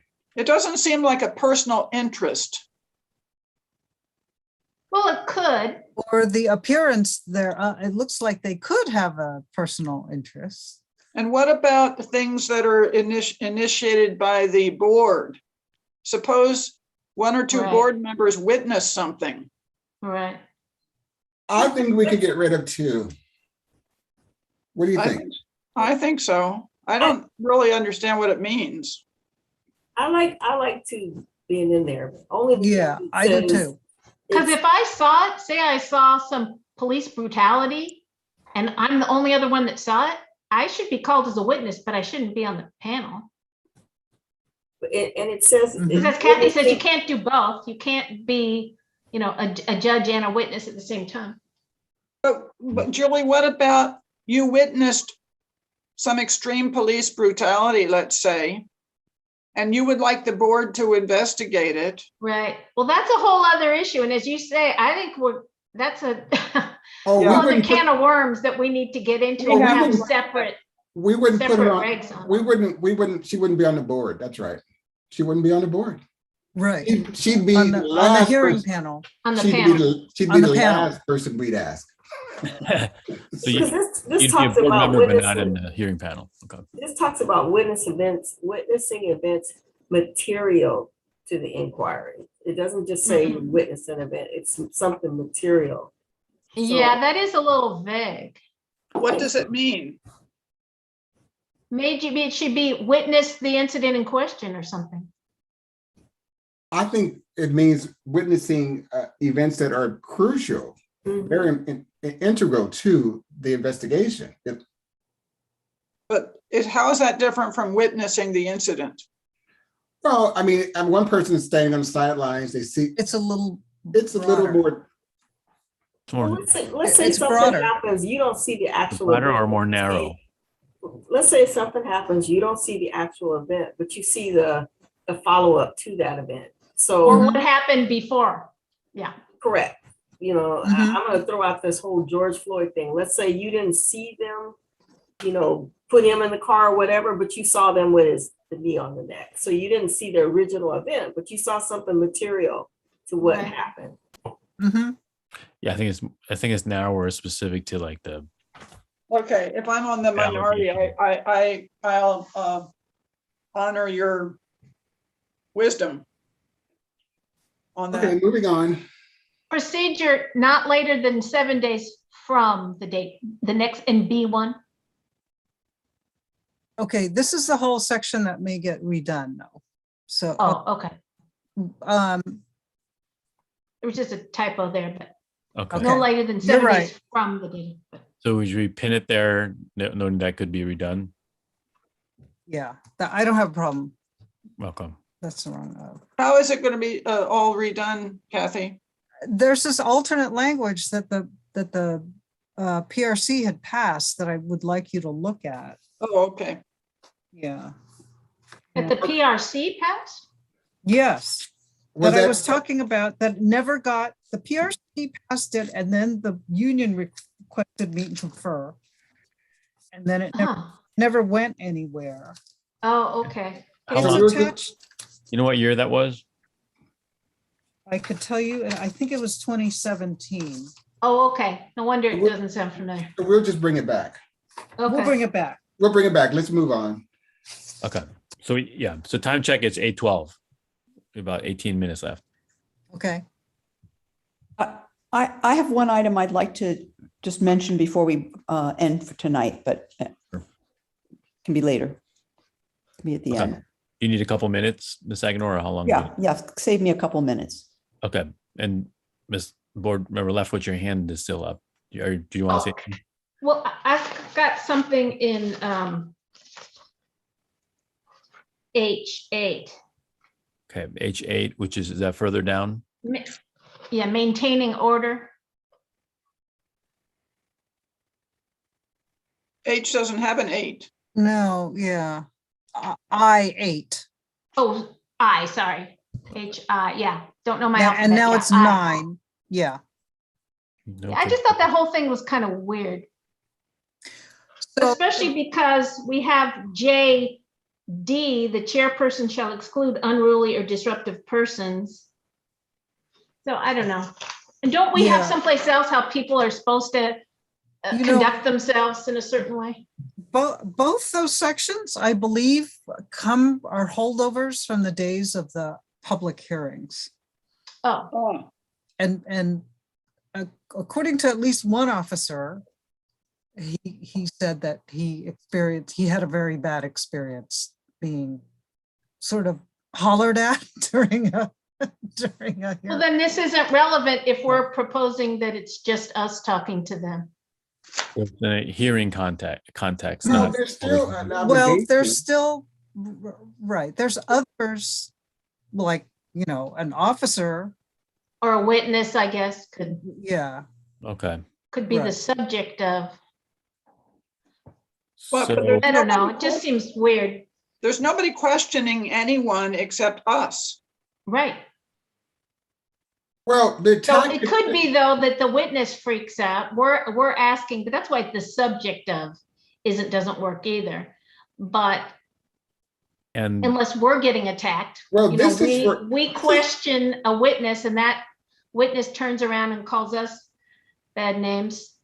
Or But I board just feel member, like this is not, or board we member should- goes off the rails. I think this is for everyone to maintain good order. well, don't we have that someplace else? People should conduct themselves in a certain way. I thought we had it just No. general, how people are supposed to conduct themselves. It does seem like an know. unnecessary detail for this. I mean, Yeah. people are also expected to be, fully clothed, but you're not going to, you don't have to spell that Never out. know with Zoom, you never know what's. Right, that's right. You don't see the bottom half. We'll add that.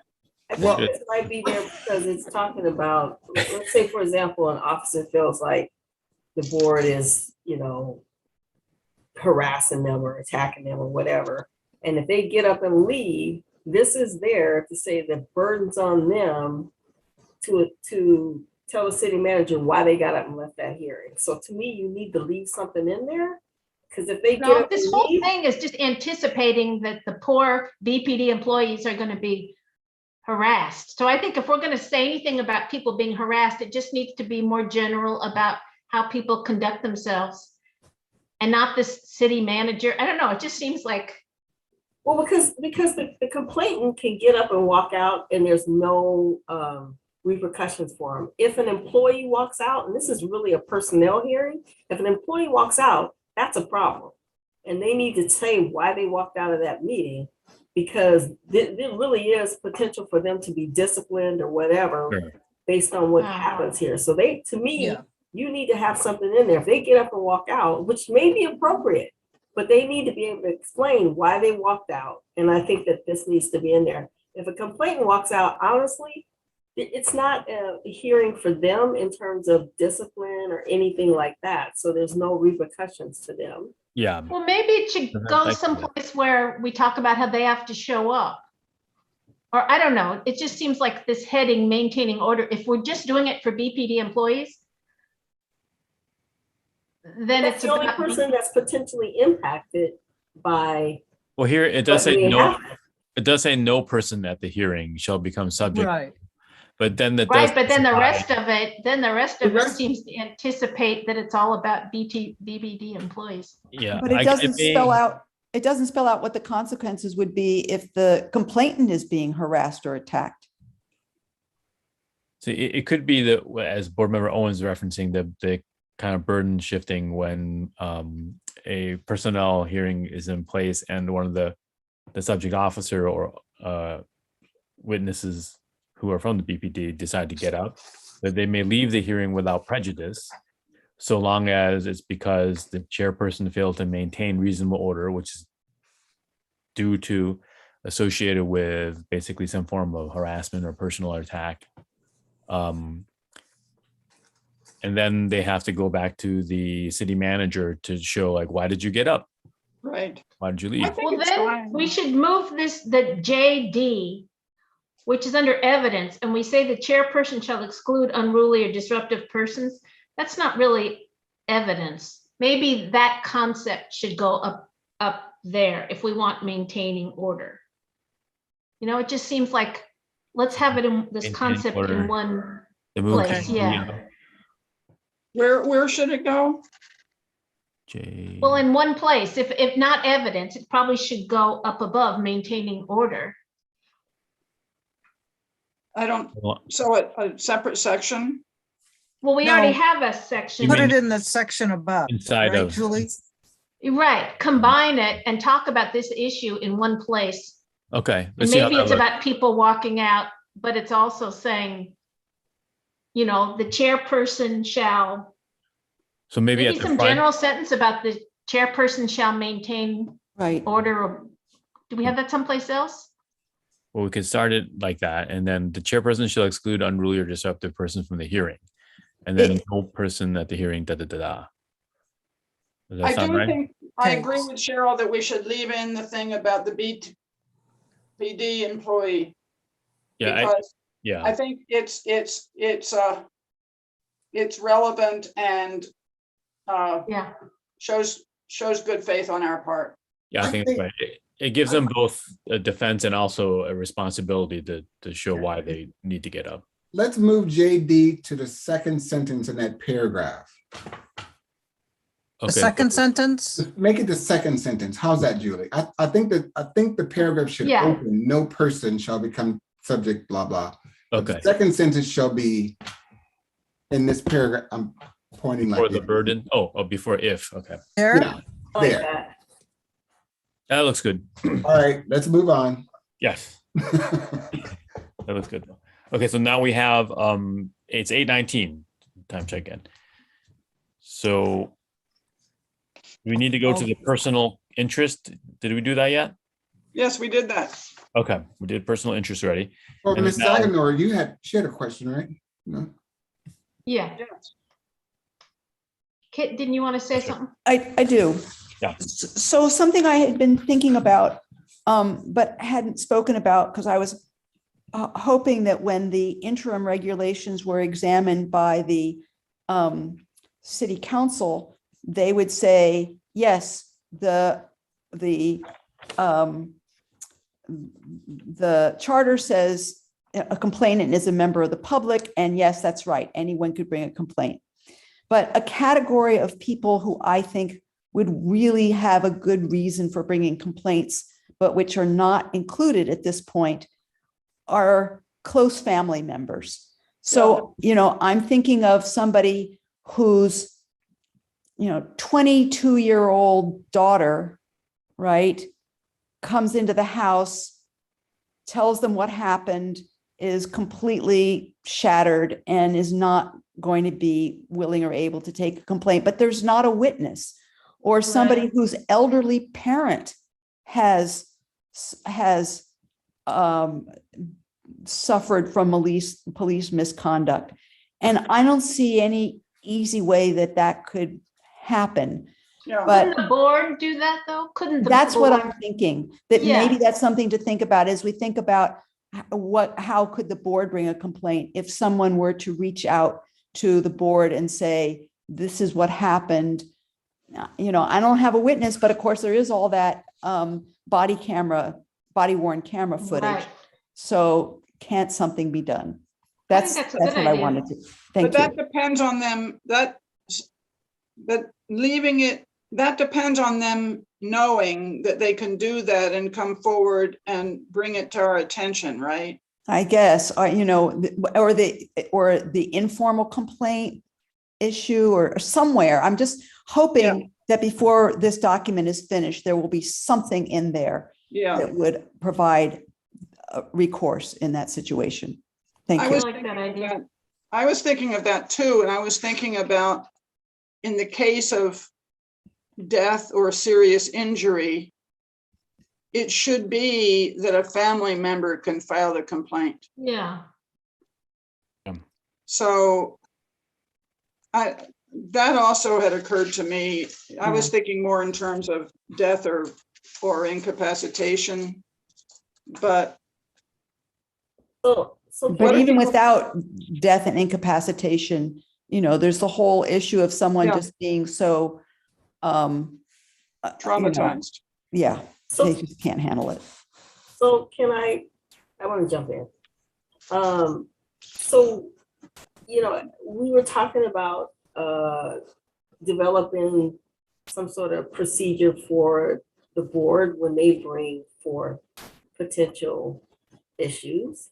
To me, this is just another category that falls under that. So, you know, somewhere when we define what the board can initiate, somewhere in there, we can say something to the effect of, if, you know, a family member or whoever, if someone approaches their board with a complaint, the board on a vote of 5 members can decide whether or not it should be investigated. But I think this would fall under that category of the board initiated complaint. And I think that this is a good thing that we need to start, when we start thinking about how we're gonna develop that process. This is a good thing to think about as we're thinking about that process. Yeah. And actually, it makes sense that a person in that situation wouldn't really be a complainant because of not having been present during the misconduct. right. But they're seeing the results of the misconduct. And so, but they're not, it's, you know, I mean, in a way, we're not asking for them to be allowed to be a complainant because they don't have exactly that role. It's a different kind of role. Right. Right. I think that's a good idea. I think, and I think Cheryl is right. We can really make that explicit when we talk about, yeah, I think it's kind of similar to when people come to the board and want the board to review a policy. I think it's kind of similar to that. Somebody approaches the board, you know, my family member, my friend, whoever had this issue happen, XYZ. This is something I think is important for the board to review. And then, you know, based on whatever procedure we come up with of how we do whatever, we just move forward with it or we don't or whatever. But I think this is a good example of something that would fall under board initiated. So Cheryl, in that scenario, then it wouldn't have to be a close family member. It could be members of the public that bring something to the board. It could be anybody. I mean, seriously, it could be anybody that, I mean, it could be a good friend of yours that you see was traumatized by some event that they say happened with the police. It doesn't necessarily have to be a family member. It could be, I mean, it could be anybody that's traumatized. Right. Doesn't the definition of complaint that you all have adopted, doesn't that address the situation? The what? Didn't you expand the definition of complainant to just eyewitnesses? I thought it was expanded to precipient witnesses. That's an eyewitness. That's an eyewitness. Oh, just eyewitness? Yeah. Yeah. I thought Ramsey talked about, you know, anyone who has knowledge of. No, it was just. No, it's eyewitness. No. Okay. It includes people who have eyesight difficulties, but were there. Okay. So thanks. in this section, who may file, I would delete the word only. It doesn't make any sense. Right. I agree. Aggrieved parties as well as eyewitnesses.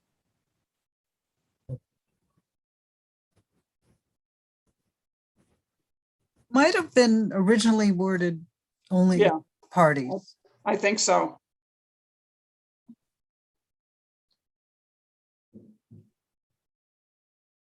Yeah, I think that the coming up with the process for the board and how the board moves forward. I think it's gonna be pretty challenging to come up with Yeah, I some don't think, structure around that, I but don't think it will, because we've I been don't think doing it'll be this. too hard. Yeah, We have been doing this. We just have to Yeah, change some words, but the board under the PRC was, they could file complaints.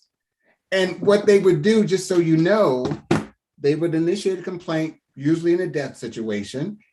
And everything in the regs, everything in the process would flow. The only difference would be we wouldn't interview the board members and treat them as regular complainants. Complainants. We wouldn't ask them to testify, but they would simply pick off the investigation and everything else would flow from there. I don't think it's going to be that hard. I don't think so either, but I do think we have that two major blocks of things to do still left. That's one of them. And Right. the other one is the last section, next to last section on informal complaints. yeah. And whether we want to include their anonymous complaints as an informal complaint. Okay. So, yeah, Yeah, so well, let's look for the plan for those two, address those two issues. I mean, we're coming towards the end. But certainly the I don't know, lack of better term, proactive or directed type of investigations, we're gonna have to hammer that out a bit too. And is it just I think we should probably start to wrap it down as 828. Do we have a definition of aggrieved? with Yes. regard- Yeah. I just wanted, do you mind if we I just double check that really quickly again? Aggrieved, any person directly affected, okay. That's someone who has experienced some type of alleged harm. well, I mean, it's interesting because one could interpret that broadly as a close family member if they're impacted. Right, especially if they were there at the scene. I mean, I know that's not what this probably means, but we might want to talk Doesn't about have it. rewording that. Yeah, it we'll have says to. any person, but it says any person directly affected. So would like if a parent is standing next to a child or vice versa who has an incident with an officer, would that person who is standing in the room or even a friend be directly affected? Well, It's for probably- minor, Go ahead, Kathy.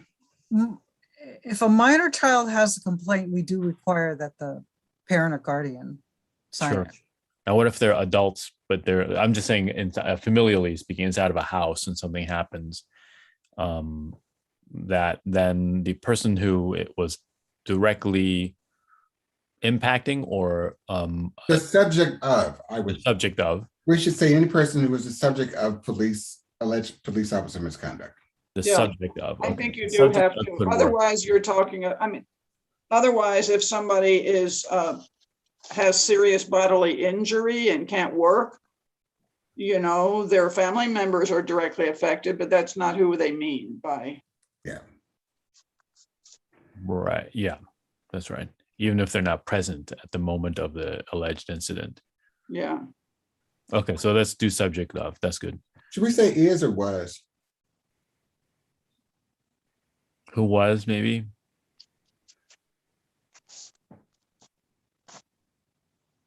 I'm wavering there. Okay, let's leave that Because to they're, the. they're let's leave that to the- presently, they're aggrieved party. Yeah, I Sure. think is. Okay, The subject of. Okay, let's leave it at is now. all right, Cool. Great. Okay. okay. Okay, so have we gone through, I'm not clear, have we gone through the details of everything up to a certain point? It's not No. clear. I think we've gone through, let's see, okay, I want to go back to G on the whole commissioner challenge. And then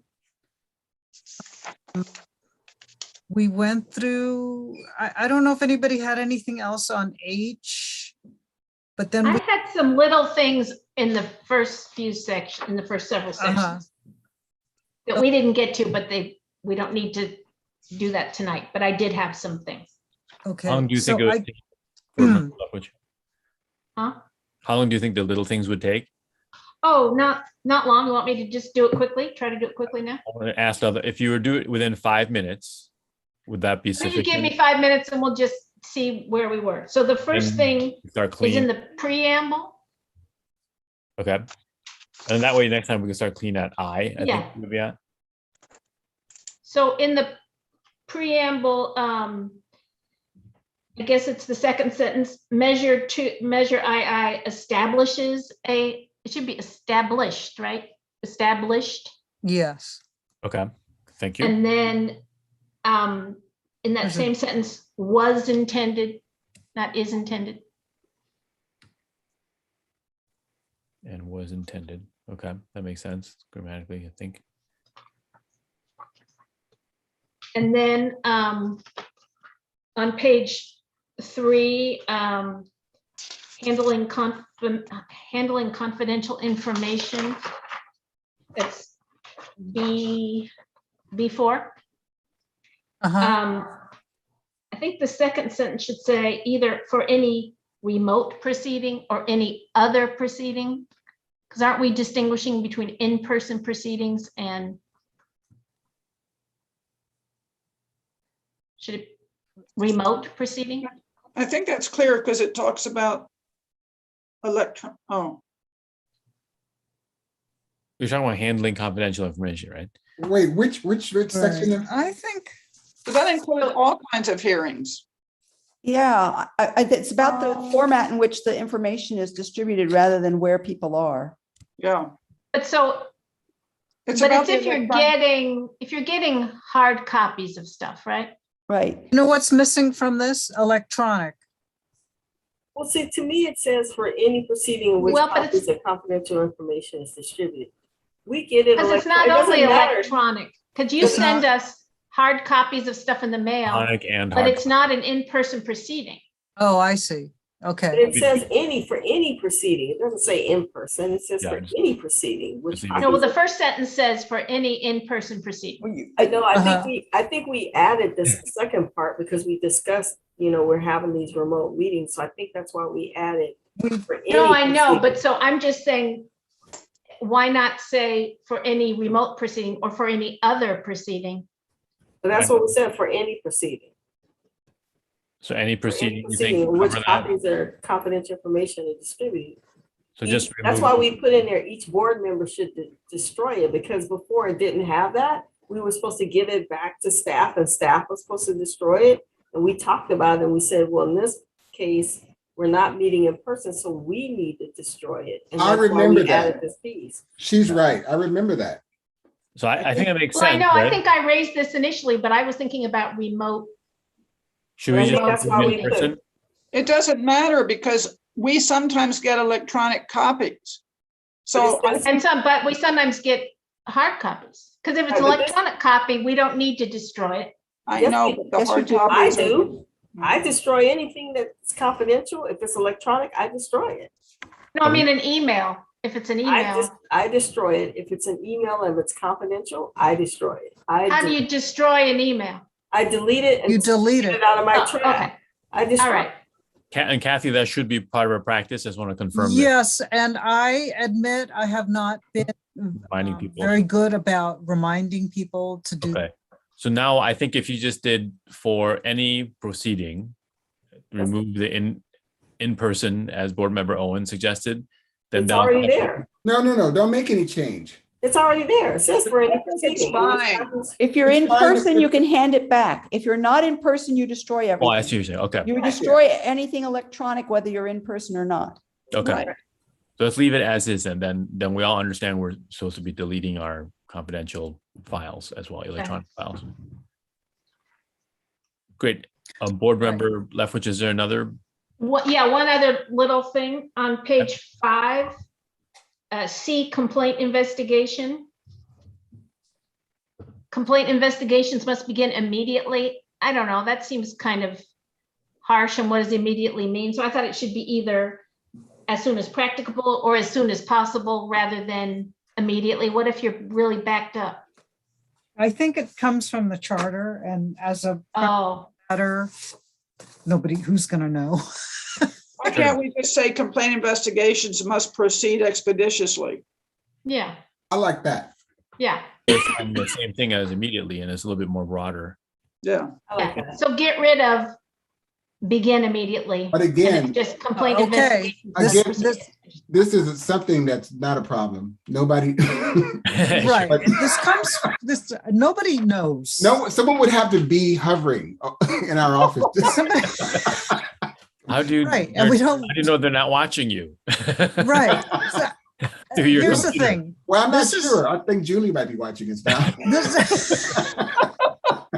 This language comes right out of the charter. Okay, if you were to remove that begin immediately, would it cause trouble and just to leave? It might cause trouble with, staff is telling Okay. you it doesn't cause us trouble.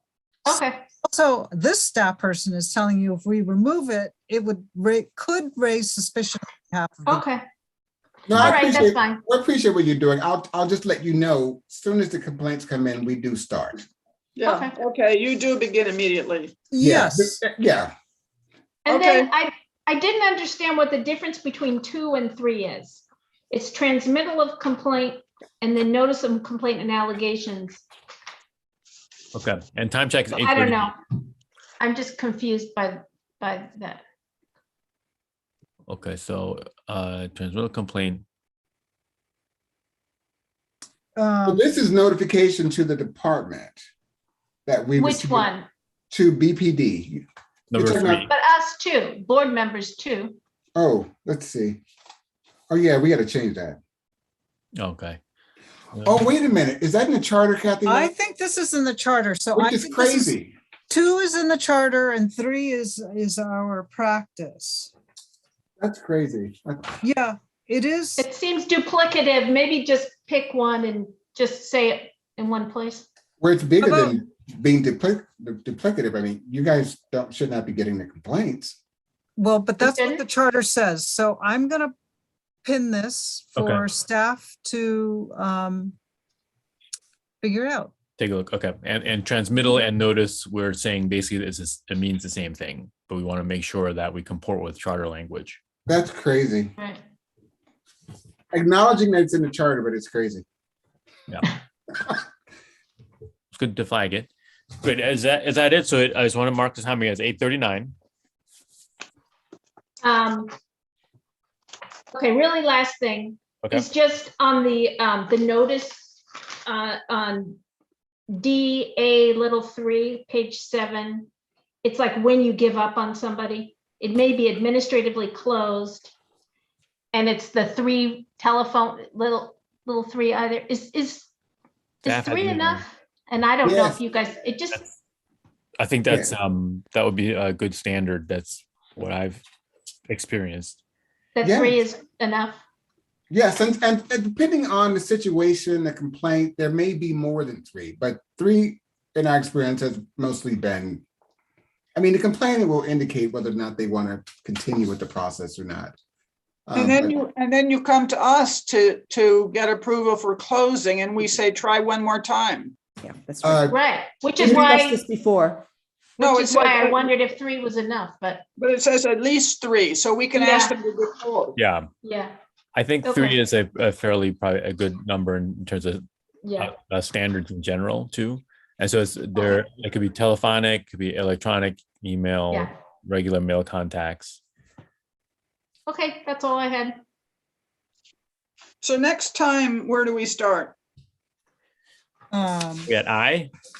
I, Make well, sure. we'll go back to G on the whole commissioner challenge issue and then We did I board is, member. Oh, did I? isn't I hearing Um, procedures? Yeah, hearing. Yeah. procedure. We start on J. J. Start then. on J. So, but we need to address the G issue. Yes, the G challenge. issue and then J. So G, jump over H and I. H and I. Okay. So, we're getting closer and closer. So shall we move on to the next agenda item? You have a meeting date set. Yes, we already have the meeting date set, November 9th, 2021. But we need 5:30. another one, right? 5:30. 5:30, yes. So earlier start time. Everybody said they could start earlier. Yeah. And then And we I'll may work need another on- one. You'll check in with us. I'll work on another one. Yeah. Okay, thank you. And great. So we'll get an email about that and if there's no other questions about that, then we could go to public comment if there is anybody. There are no members of the public. present. Nobody is left. If We somebody lost them a long time ago. just dropped off. So would someone like to make a motion to adjourn? So moved. Seconded? Who's gonna second? I'll second. Second. Great. So we are adjourned. Thank you. Good Okay, job, guys. Thank you. Good night, everyone. thank you, everybody. Thank you. We stayed almost right on time. Thanks again. Sorry for my lateness.